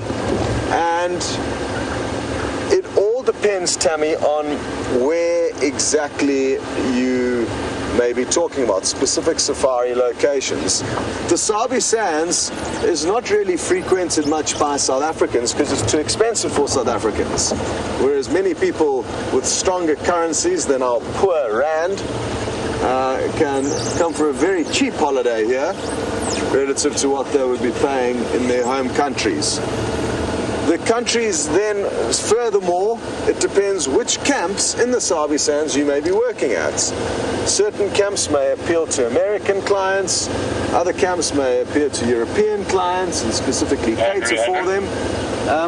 But a mix of people from all around the world. We don't get many. And it's interesting, you don't get many Asian people doing high-end safaris. They tend to do cheaper safaris and big buses that go through the Kruger National Park. So they go on safari, but we don't see them here in the Sabi Sands. So I think there's an equal mix. One nationality that doesn't really come on safari, high-end or low-end, are Russians. That's one nationality that I haven't noticed many of. But the rest of the world tend to come in varying numbers, depending on the camps, I guess, where you may be working.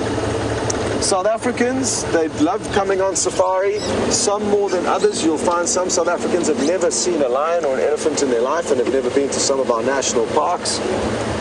Whether that's because it's not something of interest to them or whether they are disadvantaged and, you know, don't have finances available to do that, I think there's a mixture of the two.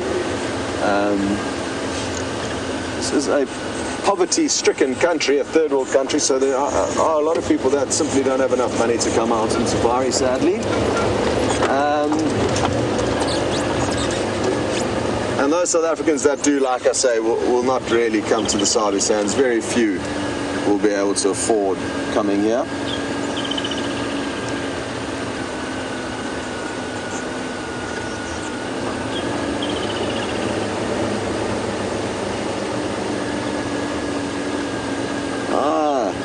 Virginia and Kentucky.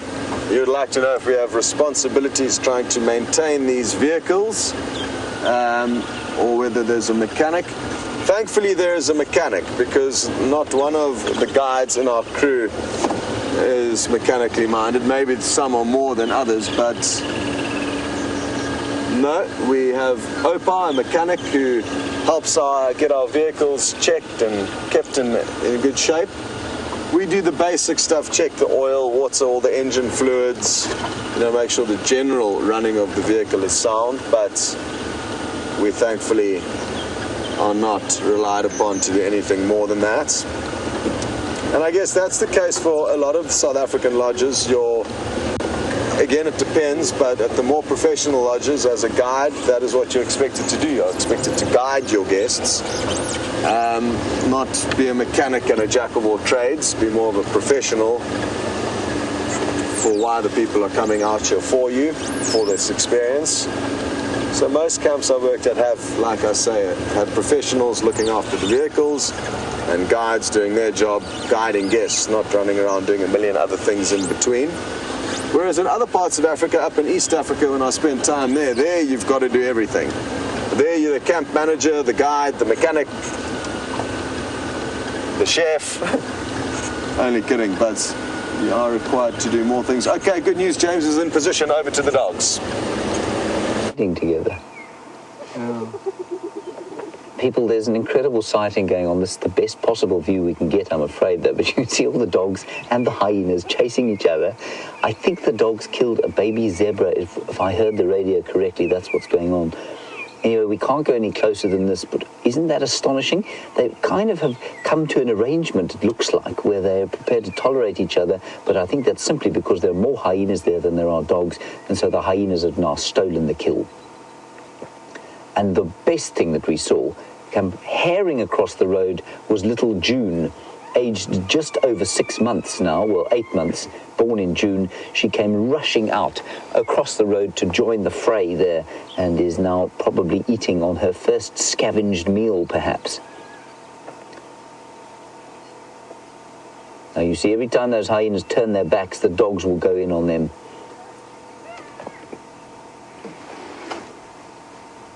But we can't go any closer than this, I'm afraid. Anyway, very nice. I mean, incredible. It looks, at this distance, it just looks like they're the kind of similar-looking animals to sharing some meat. But they've been having a right royal rumpus, as it were. Yeah, guys. You didn't have any further sign of being performers, Amazing. Anyway, we're going to keep, I think we're just going to stand by here and see what happens. They might come back this way. Yeah, they're moving again.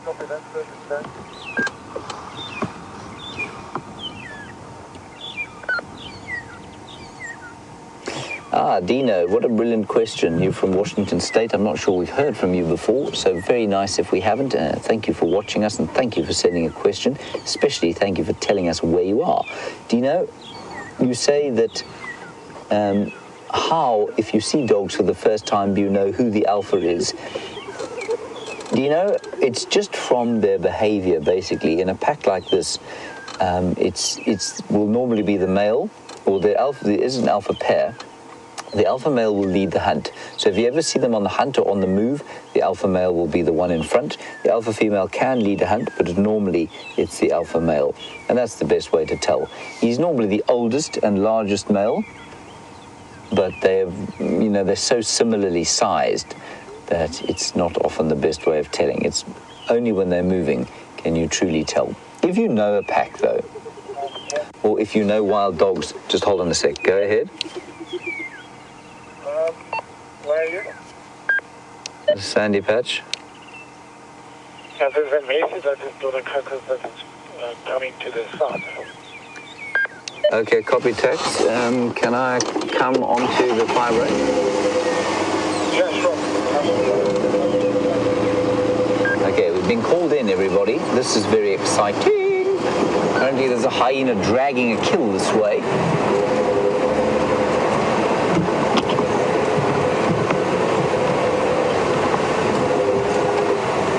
There, the hyena's there.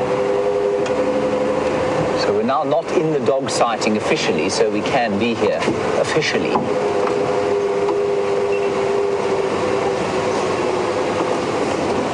There they are. They're the hyenas.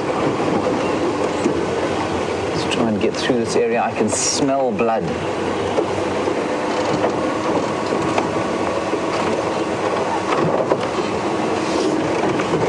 And cat in Tampa, you're absolutely right. You say, look at the size comparison. Absolutely, there's a huge size difference, isn't there? All right.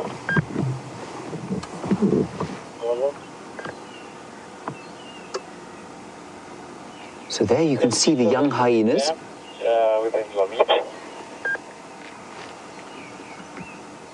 You can see the adults are eating. The dogs are all off. You probably saw the flash of the vehicles to the left. The dogs are all over there. And as cat, you're absolutely right. You can see the difference in size. A wild dog is much more slightly built than a hyena is. There's a jackal. There's a black-backed jackal in there as well. You see that? Did you get it, Brian? Where are you looking? It's straight in front of us. I'm just going to pull forward. First black-backed jackal I've seen here. Yeah, just Brian, it's unbelievable.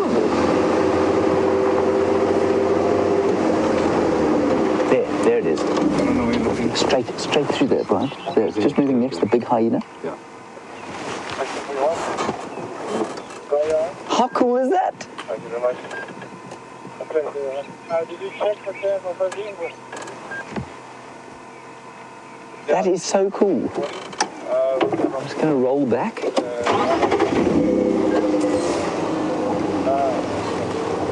It's just awesome. 2 dog species, yeah? Now, for those of you who don't know what a jackal is, a jackal is basically the evolutionary equivalent here of a coyote.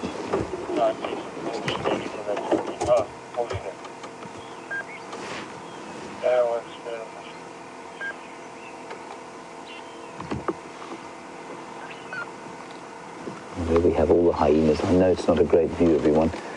Fine, shall we try and go back? Let me try and just go back a bit.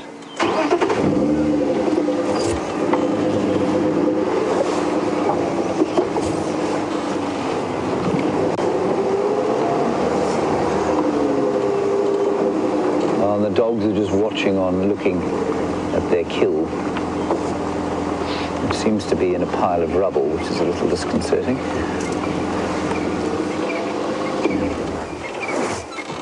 Now we can see them all. What did they kill? Brian, what do you think it was?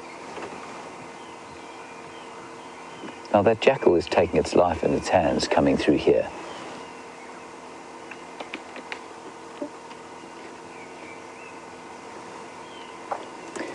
Now, Vincent from Ohio, interesting question. You say, were the painted dogs of Africa introduced like the dingoes of Australia, or are they naturally occurring? No, they're completely naturally occurring.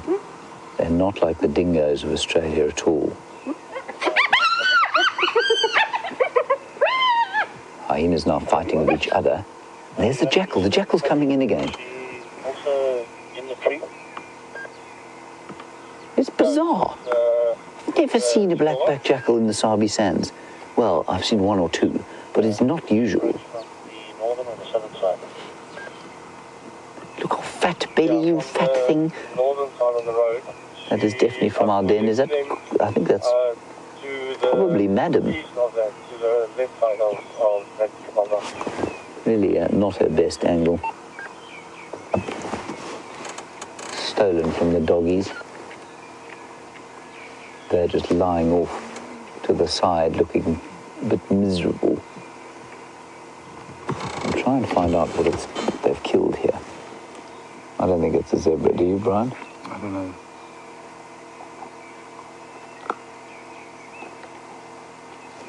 I'll just ask Tex on quickly.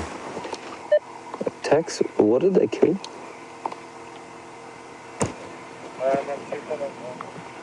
It was a baby kudu. Copy, thanks. It was a young kudu. Now, I don't know if any of you were watching the other night when we watched the Nkahuma Pride killing a baby zebra. There go the dogs. They're chasing the jackal.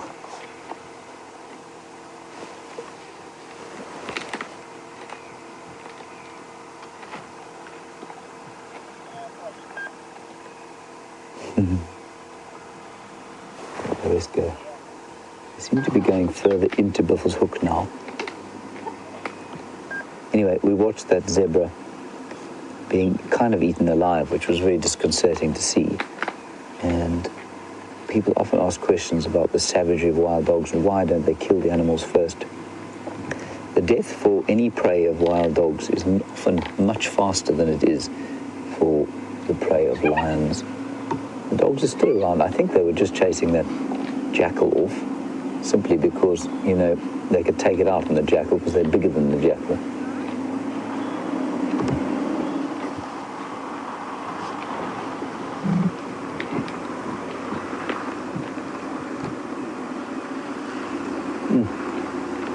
What an incredible, incredible thing to see.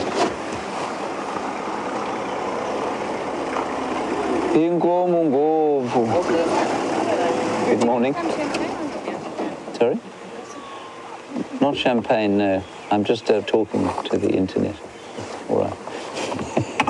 Hello, Virginia in Kentucky. I missed your question. Sorry, there was somebody next to me asking if I had any champagne on board, which I don't. Could you go again with that question?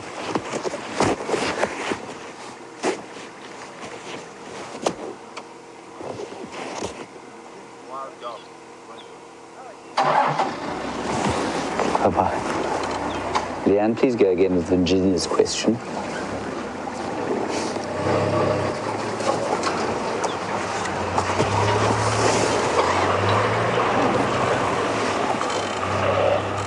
Sorry, then after I was disconcerted by that request from next door, I then unplugged myself.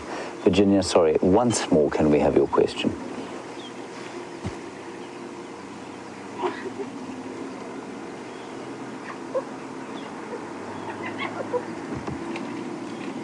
Oh, right, yes, Virginia, you say, so glad that my dry spell is over. I'm absolutely relieved that my dry spell is over. Incredible sighting. There go some hyenas. They're going back towards the den. Brian, there's huge action going on here now. The dogs are running around. They're gathering their numbers. There's one or two hyenas. They immediately picked up that the numbers were back in their favor. But of course, this is all over now as a kill. And I think what we'll find is that these hyenas will disappear back to the den, and the dogs will go off and the dogs will go off and try and catch something else. There they go. One of the hyenas is charging through there. And Spotted Aussie from Perth, you want to know if this is the same group of hyenas that we're watching all the time? Yes, absolutely it is. There's a hyena coming right through here. It's a scarback female. Here we go. The dogs are chasing the young hyenas.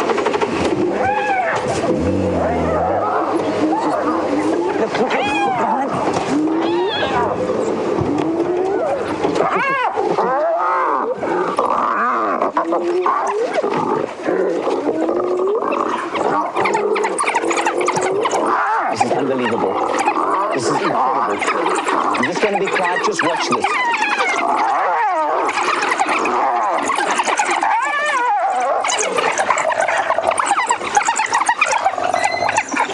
Right in front of the car. I can't go back, everyone. I can't move. Okay.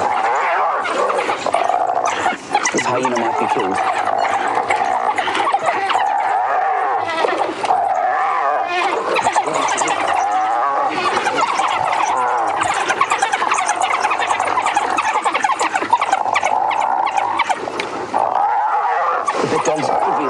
everywhere here. 1, 2, 3, 4, 5, 6, 7, 8, 9, 10, 11.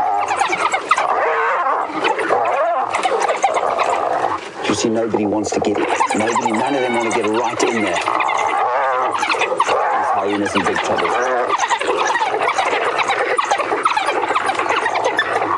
None of them want to get in the way of those jaws. I can't, the smell is unbelievable around here. Dogs, hyena.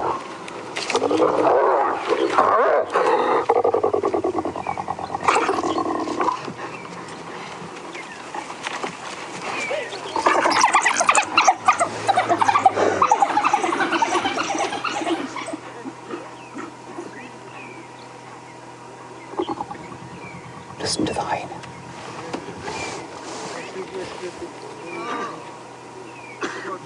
And look at the backside of that hyena. It's been absolutely mauled.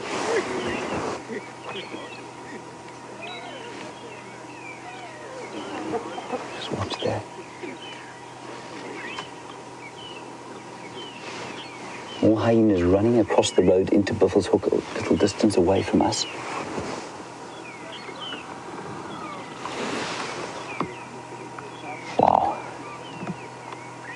I'm astounded that one hyena managed to fight off 10 dogs.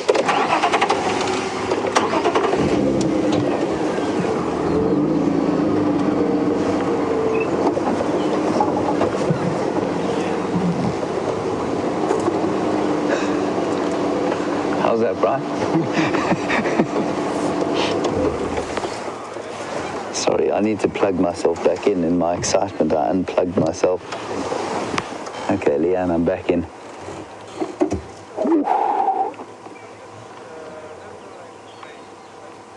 One hyena, 10 wild dogs. So close, you couldn't even see them. And incredible that those dogs did not want to have anything to do with the business end of that hyena. They tore at her backside, and if she hadn't backed up against that tree behind us, I'm pretty sure. She hadn't backed up against that tree. Apparently Scott is with the hyena. Let's go across to him. Welcome back, everyone. And isn't this awesome? Chaos and confusion. There's 2 hyenas just ahead of us. Hello and goodbye. Good morning. And there's 2 hyenas just going off to our left here. James is in front of us, so we're currently kind of, directly in front of him. We're going to send you straight back to him now. It looks like he's got some better views than us.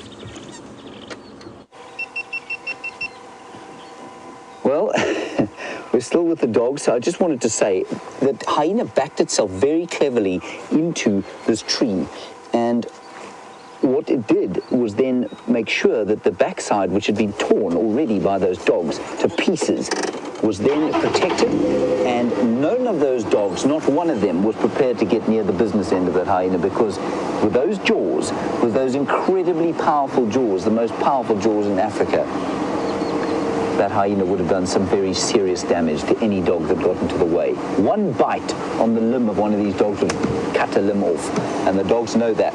And despite the fact that they were overwhelmingly odds in their favor, despite that, they backed off, and the hyena, well, we'll see. Remains to be seen whether the injuries will harm it for the long term, but I suspect not. You can see how scarred those hyenas always are, and that's because they get into scraps like this and they survive. Here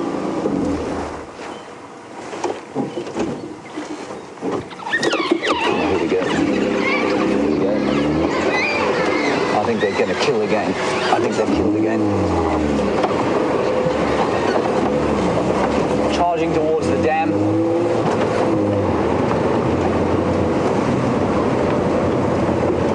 Right, I think they've killed in there. This is as far as we can come.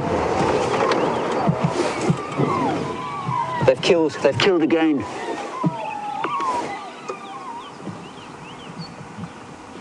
They've killed inside there. Have a look on Ellie.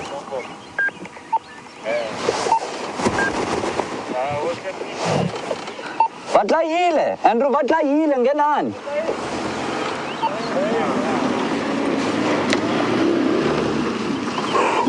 Okay, we can go back to the hyena with Scott quickly. And there's an elephant there, of course, as well.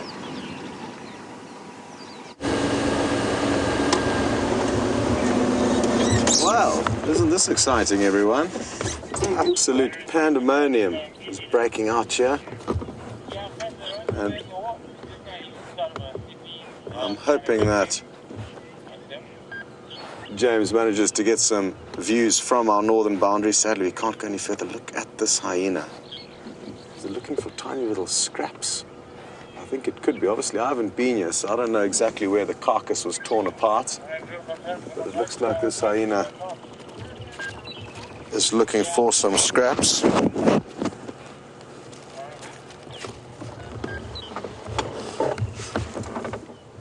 Wonderful.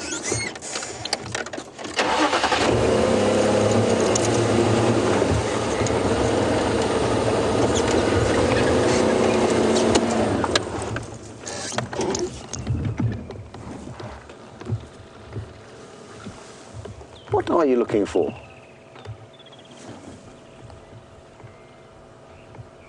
It seemed to try and nibble on something earlier, but maybe it is just sniffing the scent trail of either the wild dogs and or the other hyena. What is that dripping? Why is it urinating like a broken tap? I've never seen a hyena in this state before. Maybe it's a must. VM has suggested that it is in a sexually heightened stage called must, which is only typical of elephants. What are you doing? So it's purposefully kind of urinating, possibly marking scent. Maybe it's two different clans of hyena that have converged on this area. Mission, you would like to know, where is the hyena den from here? It's not far away at all. It's about half a mile away to the south of us.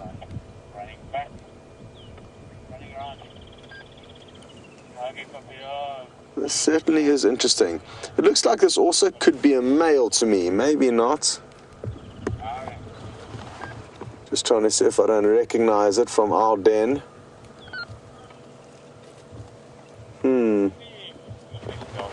Which I don't. She's covered in scars. I'm not sure if any of you guys recognize her. Anyway, her or him, I can't tell whether it is a male or a female, but really interesting behavior to see how it was just dribbling a little trail of urine as it was walking there. Certainly leaving behind some kind of a message to the other hyena. Good, we're going to send you back to James.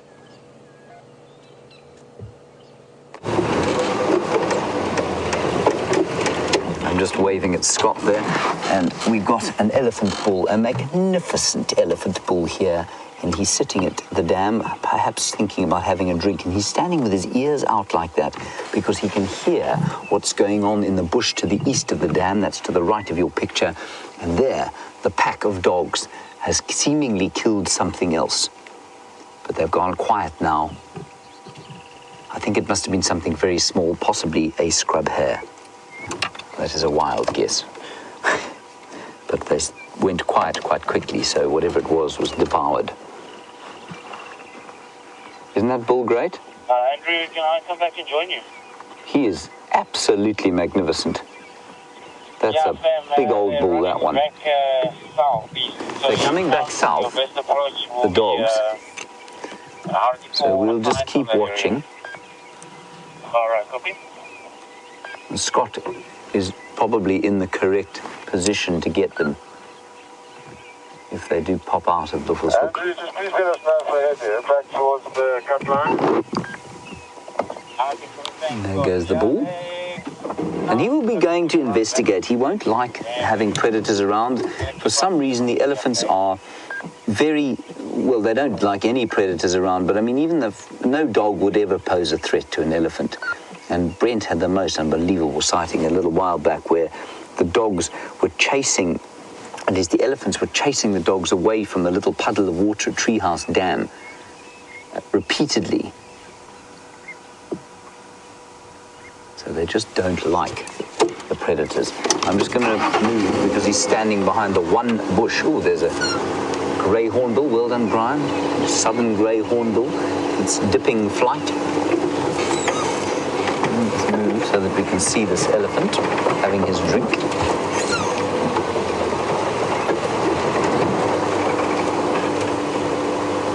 There we go.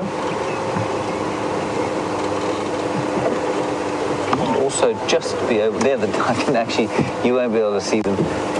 I just saw a dog running through the clearing, through the back there. And I mean, if it hadn't been in the middle of a drought, I definitely wouldn't have seen him. It might be worth just standing by right here to see what happens. You can see the elephant is not quite comfortable yet.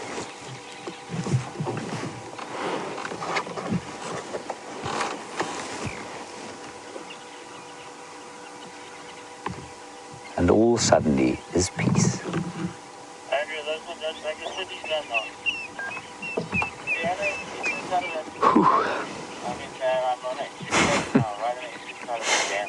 This is amazing. There's the dog, Brian. There, it's coming up towards the dam wall. Coming to the dam. Here comes a dog. Aru, you want to know why it is that the other hyenas didn't come and help that one? I think that's a very good question. I don't know.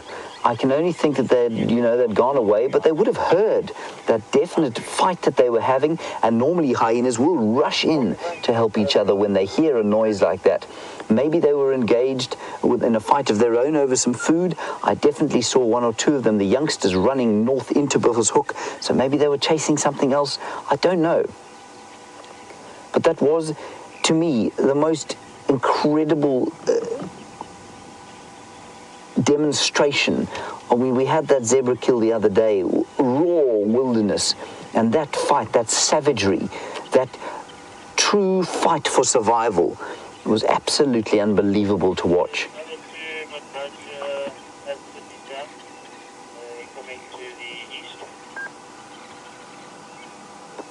Just, yeah, and then suddenly all is peace. This incredible kind of peace is now just infusing me. And as Wicked Blues Band asks the question, how's my heart rate now?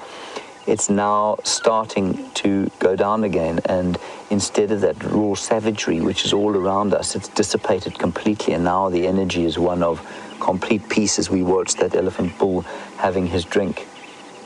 And a hippo gently in the background next to the Ellie. You can just see it sticking its head out the water there. And it could escalate again. I can hear the dog screaming now inside the bush. Suddenly the peace is shattered. The elephant's head lifts.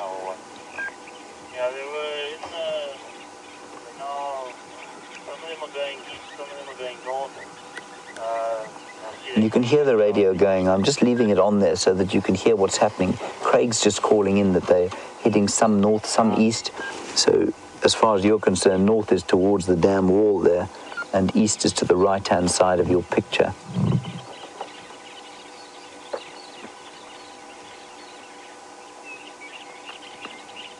And the ultimately peaceful bird, the chin spot batters, calls after that utter savagery we just had.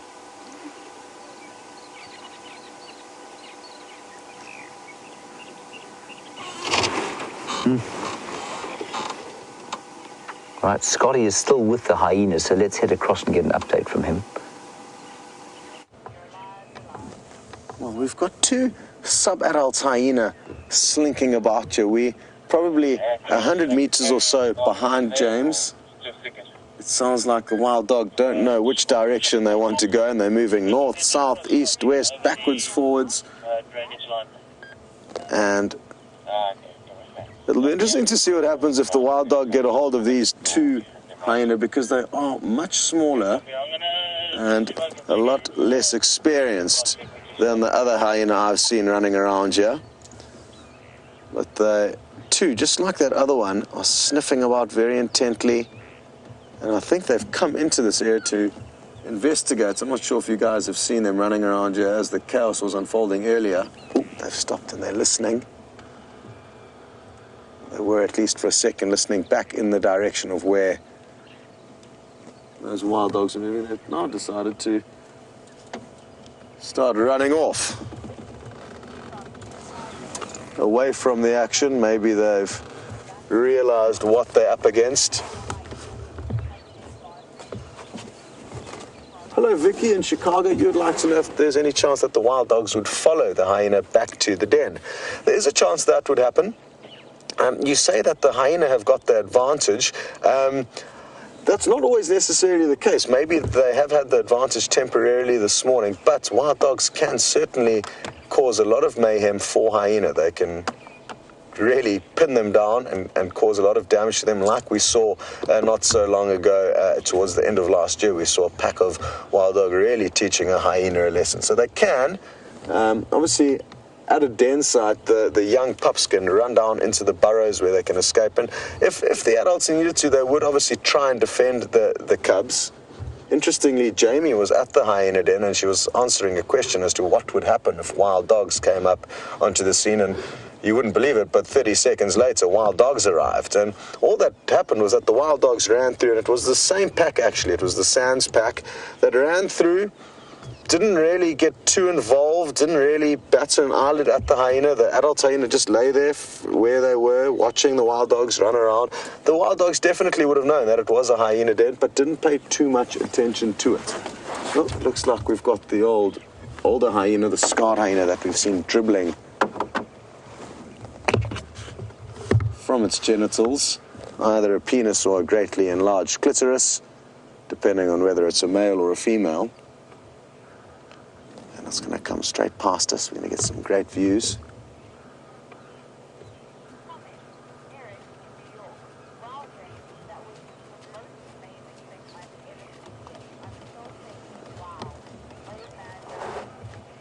Well, Eric, very happy to hear that you're still shaking with excitement after that incredibly exciting experience you shared with James and the wild dog and the hyena. They really do cause such a fuss when they are on the property, the wild dogs. Wonderful animals to have around. So happy that you got to experience the joy and excitement of following them.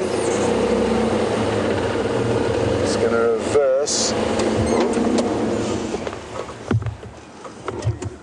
It looks like there's been quite a commotion under this tree. I can see a lot of loose soil. Oh, you can even see a little bit of blood on this hyena's rump where it would have received a nip from the wild dogs. Just to the right of its spine, I could see a tiny little chunk of flesh missing. But I wonder what exactly happened under this tree, because, like I said, there's clear sign of a lot of movements where animals have been running around under there, so possibly that's where a hyena may have tried to seek refuge when it was under attack by the wild dogs. I'm not sure, but there's clear sign, and you could clearly see that hyena sniffing intently over there. I didn't make my way past the hyena den on the way here, but it appears like all the hyena are actually, well, at least were actually here. They may slowly be making their way back there, so maybe we'll pop in on our way back to camp just to see if all is in order. But I think for now it does make sense for us to stay here in case those wild dogs keep coming south.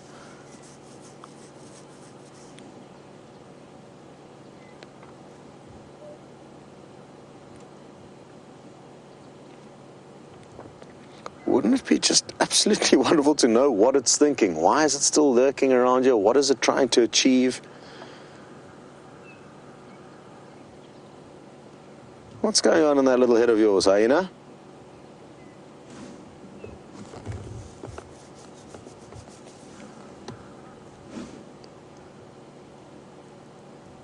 Probably doing some damage control. It's probably starting to feel the nips from the wild dog now, if this was the individual that was attacked, because of the kind of adrenaline and excitement is subsiding.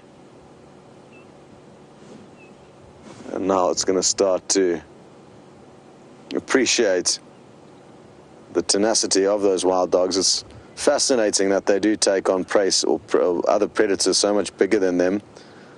Hyena are at least twice the size of your average wild dog. I even saw a clip quite recently, it's just a photographic sequence rather, of wild dogs attacking a lioness. And that was a phenomenal sighting that was at, I think it was up in Botswana, where that lioness made the wrong move and took on a pack of wild dogs alone. I think there's even a fleck of blood on the hyena's face, on the just above its, yeah, look, just below its eye and its mouth. So it's got another little nip there. And going back into the area, still not content with its investigations.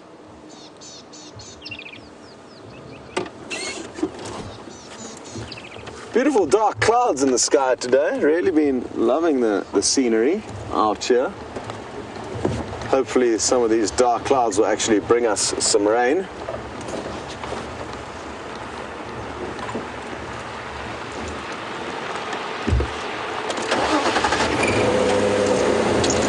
Morning, Craig. Again. Hello, how are you? Yeah, very good. Where did they drag that carcass to? I didn't see. I missed all the action. But it sounds like you guys got some good stuff. Yeah. Very nice. They did? Yeah. Okay, thank you. So Craig says the wild dogs headed east away from the waterhole, so there is still a chance they're going to continue south from there. So I might turn around and follow Craig and leave James to keep this area covered. James is just up ahead of us.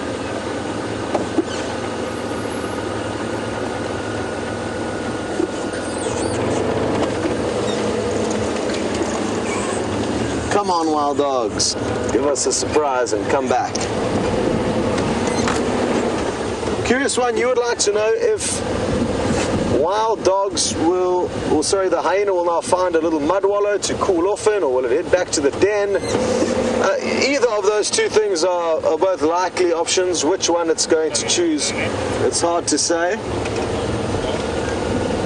So I'm going to come in from the signpost, if I can continue closer there, scratch around what it's called, on access maybe. I'm not even sure if that hyena is in fact a member of our clan that does frequent the den. I don't recognize it. It's got lots of scars on it, so, but again, I'm the worst person to recognize these animals. You guys are often in a far better situation, both in terms of your understanding of how each animal looks different to the next, and also the fact that you'll be seeing it on big screens, often clearer than our dusty little monitor that I'm looking at it through. But if it is a member of the clan and that den, it could head back there, or, you know, if it doesn't have any responsibilities or cubs to feed, it could just go and relax in a mud wallow, soothing its injuries. Oh, just gonna let Andrew come past.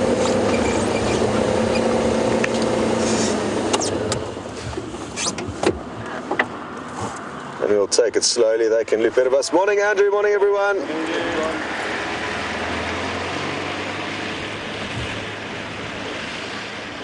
Looked like one of his guests was sleeping on the back there. Hard to believe.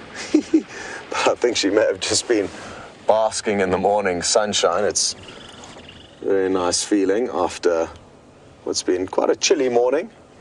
Good to have the sun out.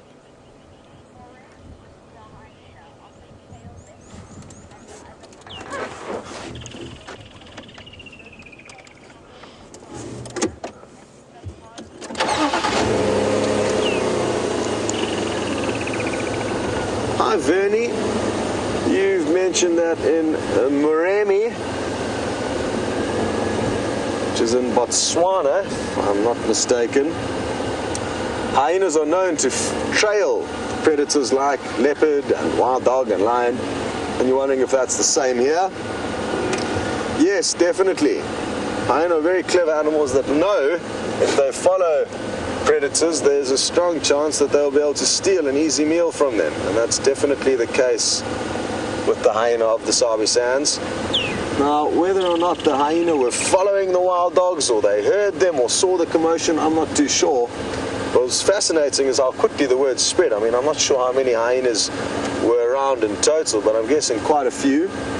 So the word obviously spread. The Bush Telegraph was effective in getting that message across to the other clan members, or even members from other clans, but they all descended upon that opportunity quite quickly. And for those of you who are a little bit more experienced in following us here on Safari Live in Djuma, you'll realize that most of the time the wild dogs, the hyena will actually move alone.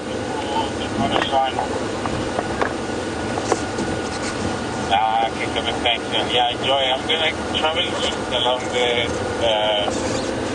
cut line, checking closely with probably. They're coming to Kuzumati So I just want to chat to Craig. He has relocated the pack. I just want to see if there's a chance they're going to come to us. Craig, any chance they're going to continue to the cut line from there? They are stepping at the moment. They're all in the water. As soon as they do, let you know. Okay, copy, thanks. Confirm I should just stick around the signboards.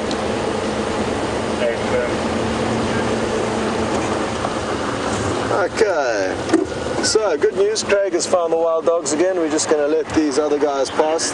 They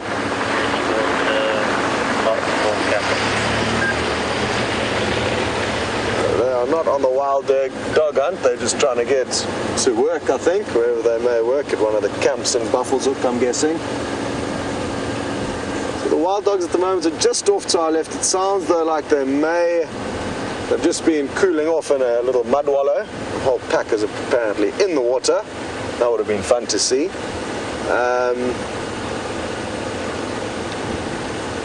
From there, though, they need to continue south for us to see them. I fear, though, that Craig has just said that they're heading further east, not towards us. There's still a little vague chance, though, that could change. What you got there, Vim? About 3 o'clock. Looks like Vim spotted some warthogs. I would say forward a little bit, maybe. I know, wait.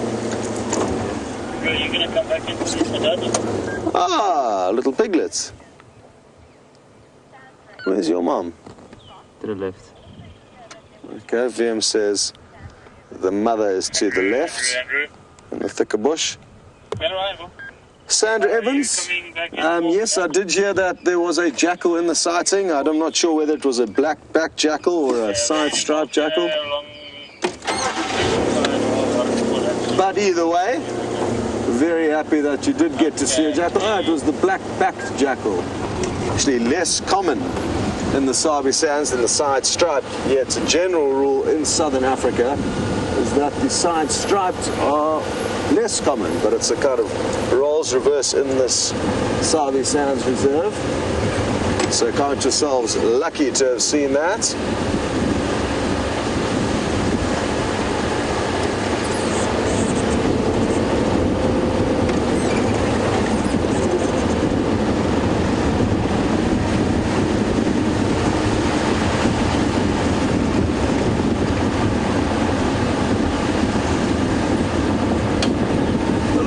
In Germany, are you wondering about the likelihood of, wild dogs, hyena and jackal all sharing kills in the Sabi Sands? Is it something that happens often? You've noted that in Botswana there've been a wild dog that's teamed up with a jackal. I haven't heard that. I've heard of wild dog spending time a lot with hyena, but I can't remember. Have I also heard and seen pictures of the jackal? Maybe I have. But that was a very rare scenario where one wild dog was basically marooned on an island. It was the last remaining member of its pack, and it adapted and did make friends with hyena and possibly jackal as well. So fascinating stuff. Because they are such highly social animals, I guess this very bizarre scenario that left this wild dog alone and no choice than to other than to make friends with hyena or jackal, it did that. But it's not normal. guess it's a sad scenario that that specific wild dog was in. Regarding sharing kills, I mean, it does happen from time to time. We've seen leopard and hyena basically co-feeding, taking turns feeding on a carcass here. It will happen from time to time, but I wouldn't say that it's common that you see those three species together sharing a kill. Very, very fortunate that you did get to see that. It's a rarity, and there's no way of describing why one day the wild dogs will be able to overpower a hyena and attack them and keep them at bay, and the other days they'll have to just succumb to them and share their food. It's not that they enjoy sharing with other species, that is for certain. They probably just weighed up the odds and thought that it's not worth the injury or risk, so why don't they just both snack and be friends temporarily before going their separate ways.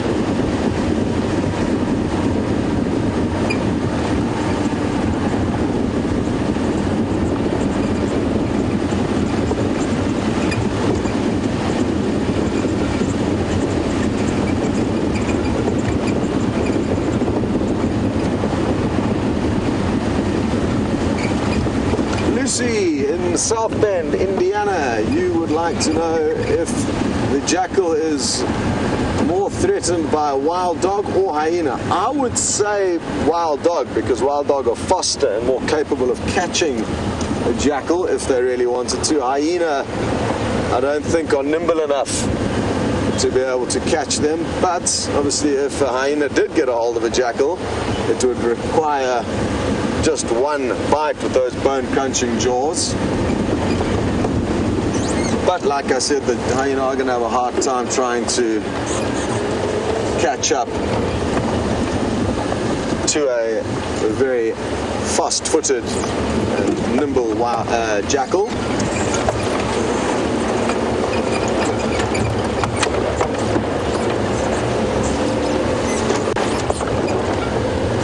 We're going to make our way to the hyena den now to see what's going on there.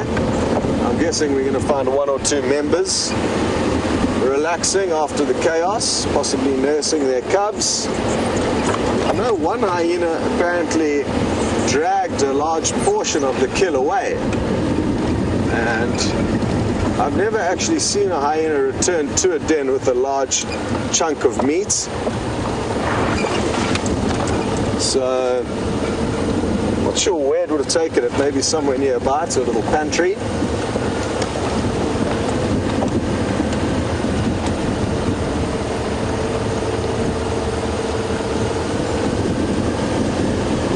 Tom and Susan, I'm told you guys were also wanting to go to the hyena den, as well as Jennifer, I think so.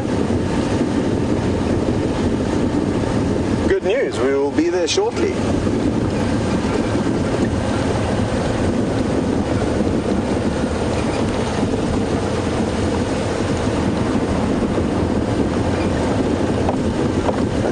Be there in a couple of minutes, and we'll call you back when we do get there, but for now you guys are going to go back to James for an update on what his plans are.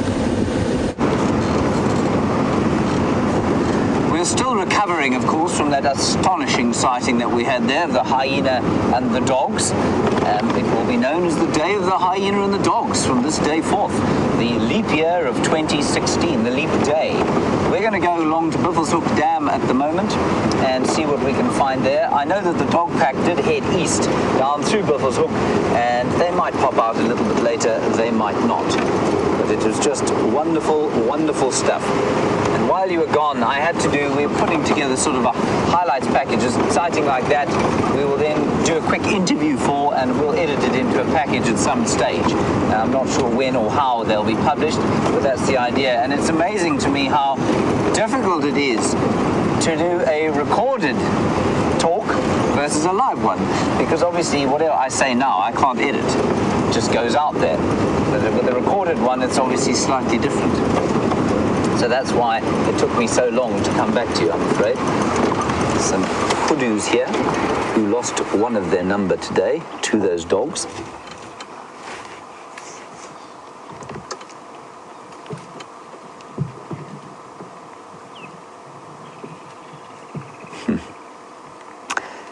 Penny Pine, thank you for your very kind compliment as we reabsorb the peace of the wilderness. You say that you feel we're very professional because after a sighting like that, you would have had to go home. Yeah, it was emotionally draining and exhilarating at the same time.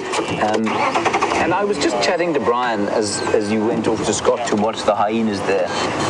We get a lot of questions about danger out here, and I'm often not sure, and I'm still not sure how to succinctly put it. I think that people are fascinated by, I don't think it's so much the danger as it is the savagery of the wilderness. And I come back to this quote again and again, where an old Native American Indian said,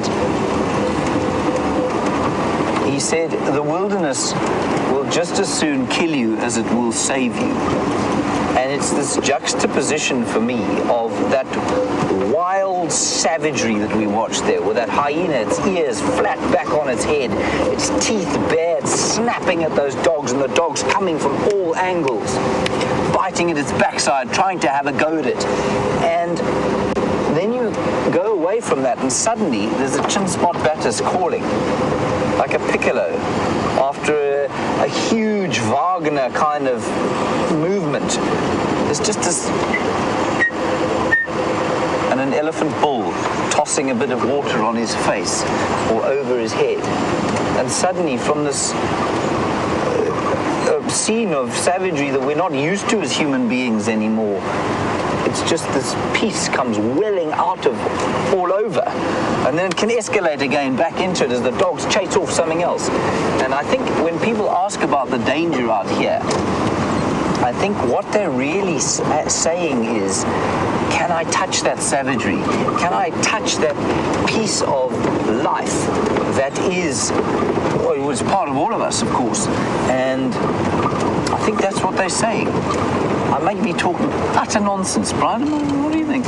Brian's not one to pass compliments unless they're deserved, and see, he's not looking too shocked. So I'm thinking maybe I might be getting somewhere close to what I'm actually trying to say. And over the next little while, I'll try and succinctly put it. But I think when people say, "Is it dangerous out there?" they want to know, can I touch that wild side of life? Well, you just did.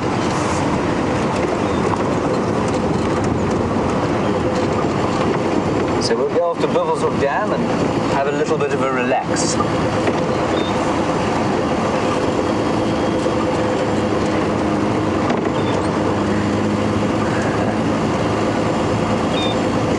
Now, Natasha, you want to know that hyena is going to recover from that injury. Natasha, I think that the hyena will absolutely recover. It did look like it was limping quite badly, but you know, hyenas are amazingly resilient. All of the animals out here are amazingly resilient. They can lose limbs sometimes and survive absolutely fine. A hyena, of course, can take a risk, unlike a leopard or a cheetah, because it lives in a clan. And so it has the safety of the clan. It can go back to the den where it can recover, and it can lie there relatively safe in the knowledge that if something comes along, it will be alerted to whatever that thing's presence might be.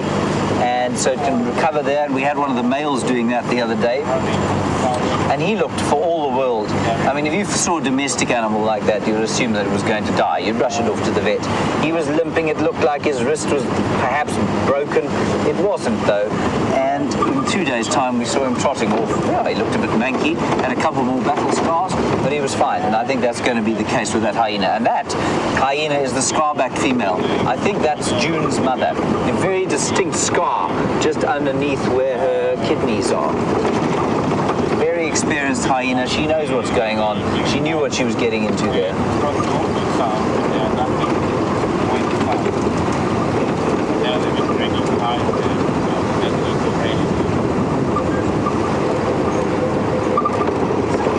Margaret Betcher, you want to know what started the fight? Margaret, it was simply the fact that there was food.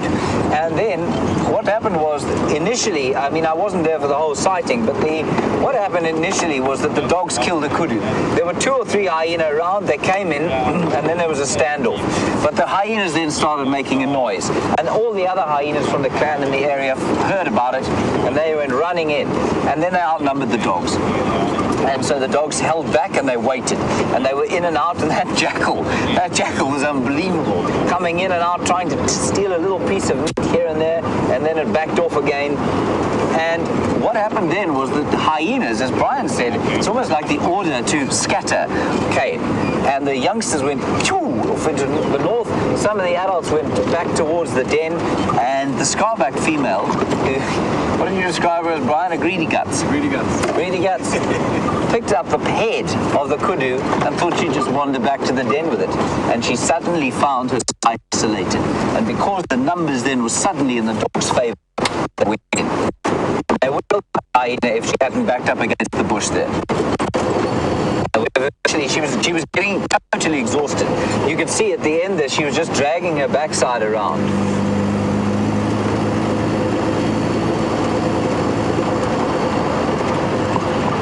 Just going through the dip there where the signal isn't very good. And I think, like I say, I think they would have killed her had she not backed into that bush. She was getting very tired, you could see, and she was starting to lose kind of the speed of moving. What was that? Sorry, Leanne, all I heard was blah, blah, blah.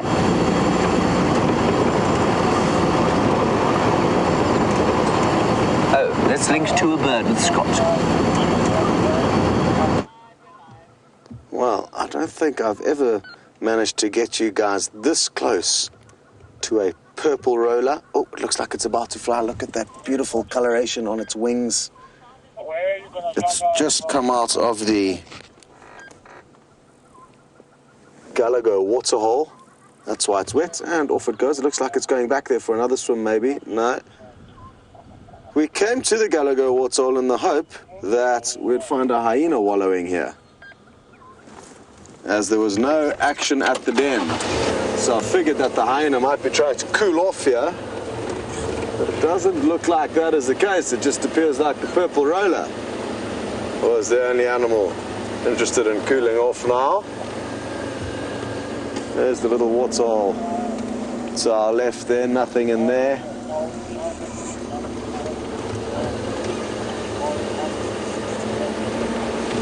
So who knows what the hyena up to? Maybe they're just chewing on whatever remains they managed to steal and run away with, or just catching their breath in a cool shady area, or one of the many other mud wallows that are around at the moment after that recent rain we've had. But there were no sign of them at the den, sadly. So apologies for those of you who are eagerly awaiting that. I was really expecting us to find some there. But that is the joy of being on safari. As we so often say, you simply do not know what is going to happen and or when it may happen. A little bushbuck. This is an antelope you don't see too often. This is a young male. It is the smallest of the spiral-horned antelope that we get here. The bigger cousins are the Inyala. And there's, what is it? That's the young male again, but he does have his mother here as well.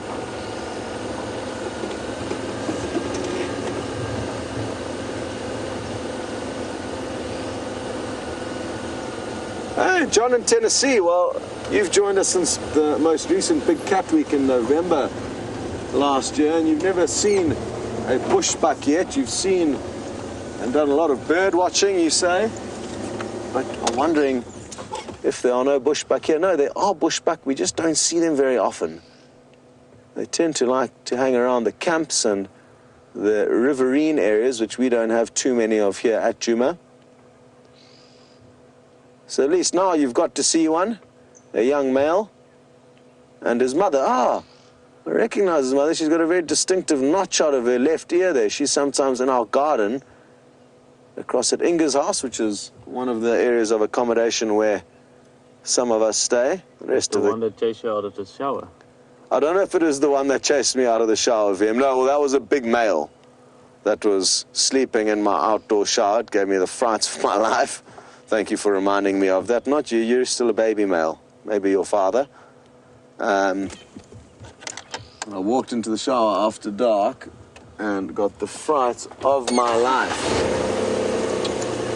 as this bushbuck that was lying down right at the back end of the shower jumped up. Well, I'm not sure why our audio isn't working. Oh, you know why? I'm not picking it up. The battery's run out, your view. I know it hasn't, it's still there. No, I'm not getting a level. Well, apologies for the crackly audio. Nothing's changed here, so not too sure what it could be. It's acceleration, I suppose. Careful.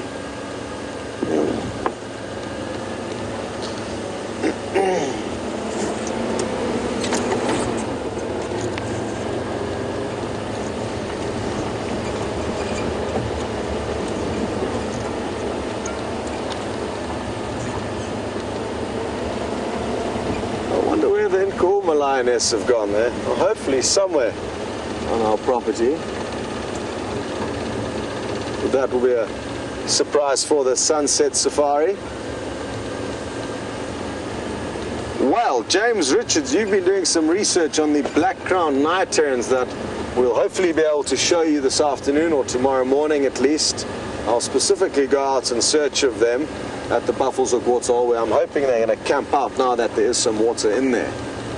And you say that the research that you have done is, or has provided you, or now us, with the information that the black-crowned night terns that we get here are exactly the same as the ones that you get in America. Isn't that fascinating? You wonder how and when they managed to get across there. There are no birds that I know of that migrate across the Atlantic. So maybe it was many, many thousands of years ago, when all of the continents split, that the black-crowned night tern headed across there and hasn't evolved since. Fascinating.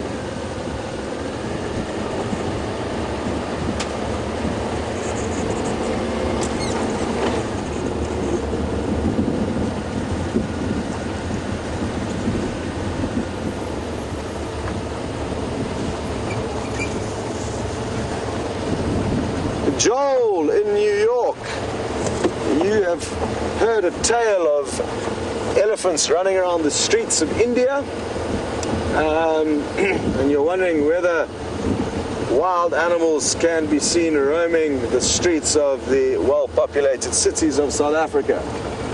Firstly, I know that you do get wild leopard also seen in cities in India.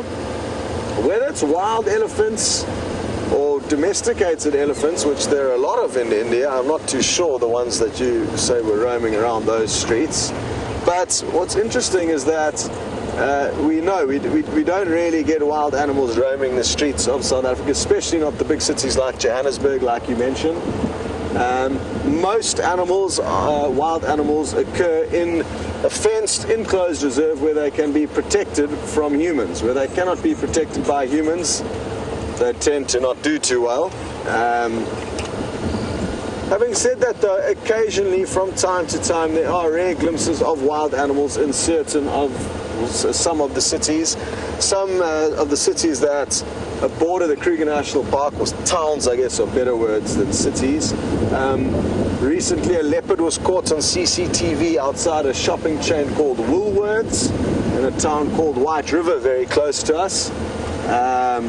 Kind of grocery store.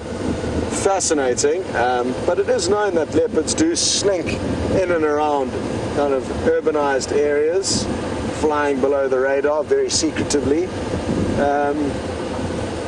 Some African countries like Botswana still have elephants moving through or across major highways or on the outskirts of towns, but in South Africa it's very, very seldom, and if ever it is, it's an animal that's escaped. Although there's one town called St. Lucia in Zululand, north of Durban, the town where I live, where there's a lot of hippos that move through that little town. That's because the town is situated in the middle of a very large wetland area, where many hippos occur. So yes, occasionally you will see wild animals in towns, but it's of absolute rarity in South Africa.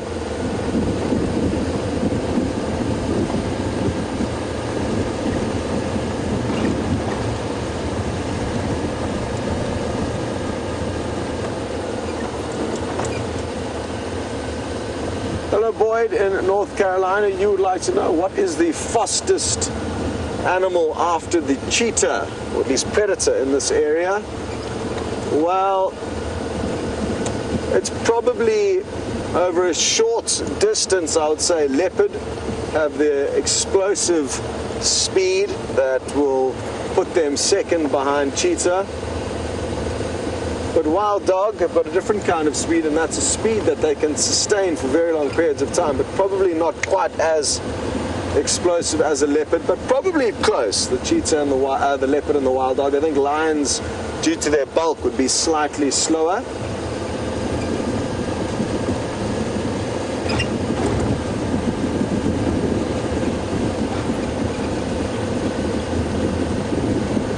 But I'm also forgetting the birds of prey. There's a lot of birds of prey that can move at incredibly high speeds as they hunt down their prey, but obviously that's comparing mammals to birds. The peregrine falcon is actually the fastest animal on the planet, faster than the cheetah, and it can reach speeds of actually 300 kilometers an hour, which is around how many miles? About 180 miles an hour, flying, literally, at breakneck speed. Let's hope we find you some predators while we continue towards the end of the sunrise safari, and while we venture forth, we are going to be sending you back to James.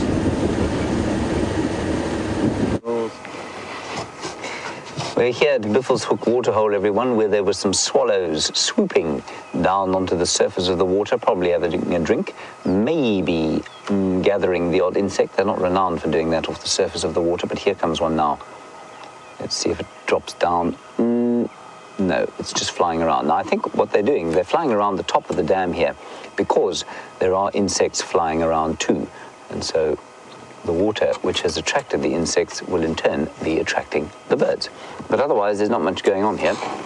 So I think we'll probably press along and see what else we can see. It's difficult to maintain one's sense of absolute enthusiasm after that unbelievable dog and wild hyena sighting, but it's the most lovely morning. We have some sunshine, we have some clouds dissipating the sunlight.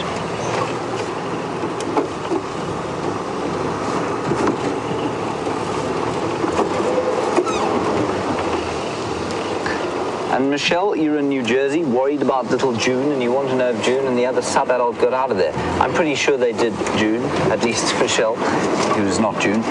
You may lose the signal here. I'm just going to be quiet for a second while we go through, and I will answer your question the other end, but I'm pretty sure they got away, yeah.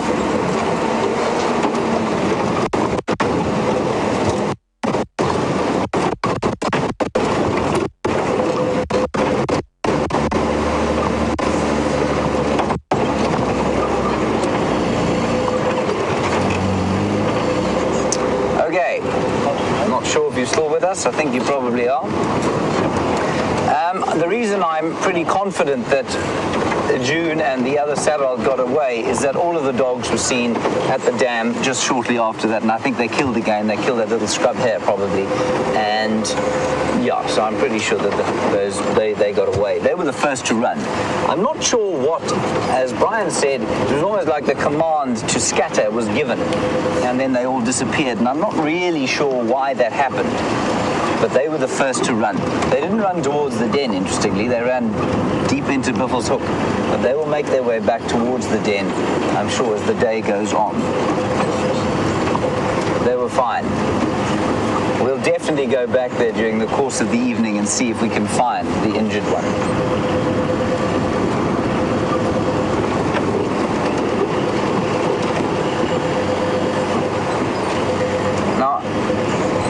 and Stebig from England, you say you reckon that hyena was from a different clan, and therefore that's the reason she wasn't helped by the others.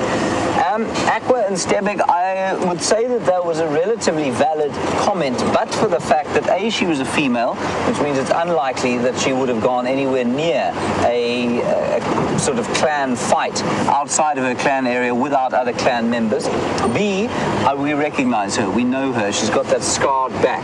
She's June's mother as far as I'm aware. And C, when she did run away, eventually she went straight towards the den. So I'm pretty sure that she's from that clan. I don't know why they left her alone. I think that she suddenly found herself isolated, like Brian said. She was the last to leave the kill. She was the last one there trying to get food. And I think she just found herself isolated. And it will be very interesting to see this evening what she looks like and how she is, how she's feeling.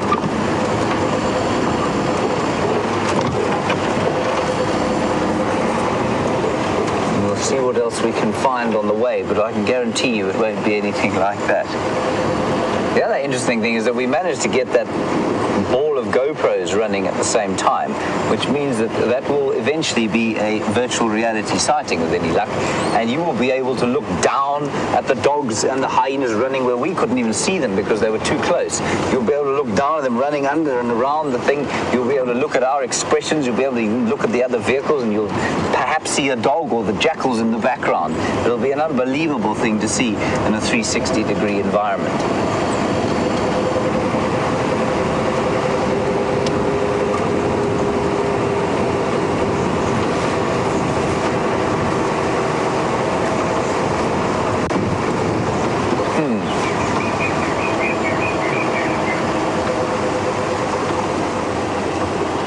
Penny, you're in Indiana and you want to know about the emotional toll that this job takes, and watching a sighting like that, and does it take its toll emotionally?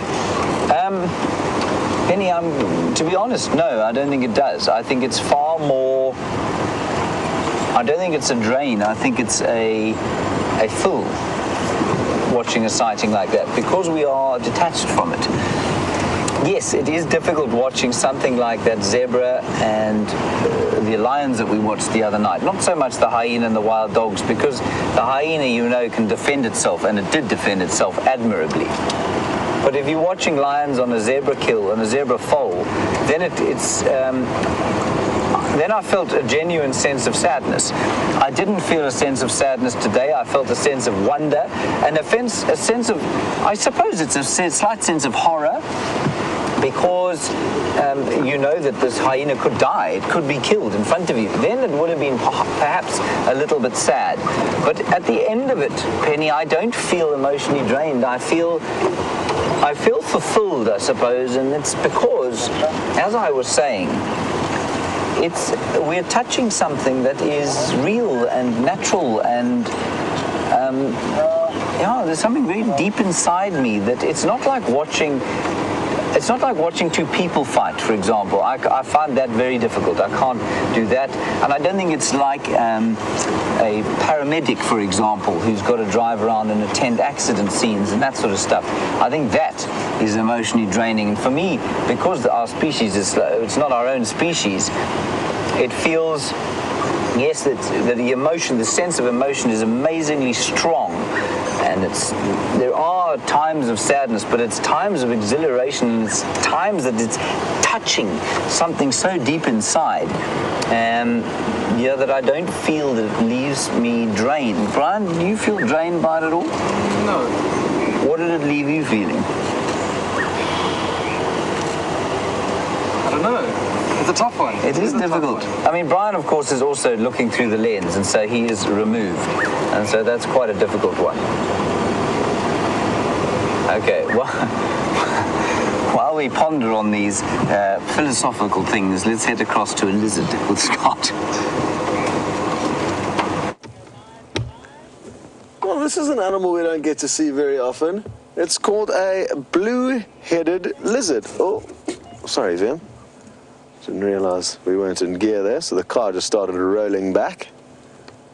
This is, in all likelihood, a female because of its more dull coloration. The males, at this time of the year, during the summer months, will have usually a bright blue head.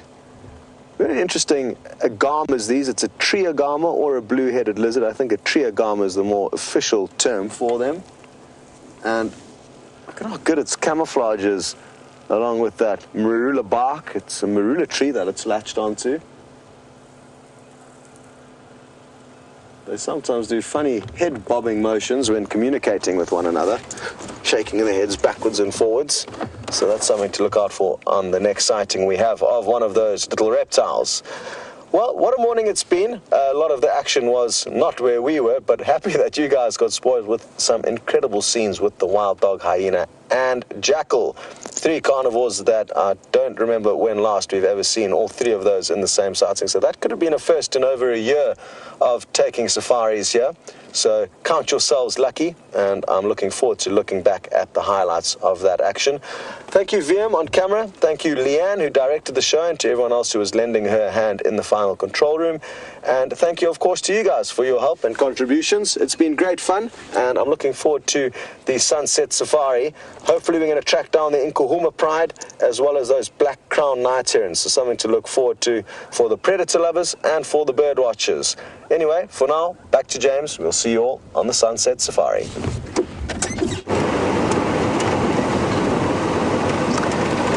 Right, we're back with us for the last few minutes, everyone, and I think I'm slightly overwhelmed by the things. I'm perhaps not expressing myself quite clearly enough. Yeah. What an amazing sighting. I tell you what, in the last 3.5 minutes, please quickly tweet through in 3 words how that made you feel. Just in 3 words, quickly, hashtag Safari Live, tell us what you felt, or send us an email. Just a quick one from the last 3.5 minutes, and tell us how that raw savagery of the wilderness made you feel. I'd be fascinated to know, because I find I've got lots of there's a tiny little baby nyala. And this is where, of course, these emotions change all the time. And there is the newness of the cute little life.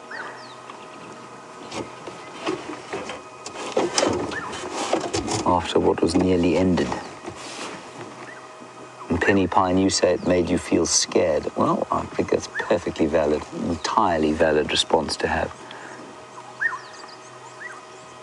Around us, the orioles are calling. Spider hunting wasp, you can hear. Zzz, as it flies around, looking for spiders to lay its eggs in.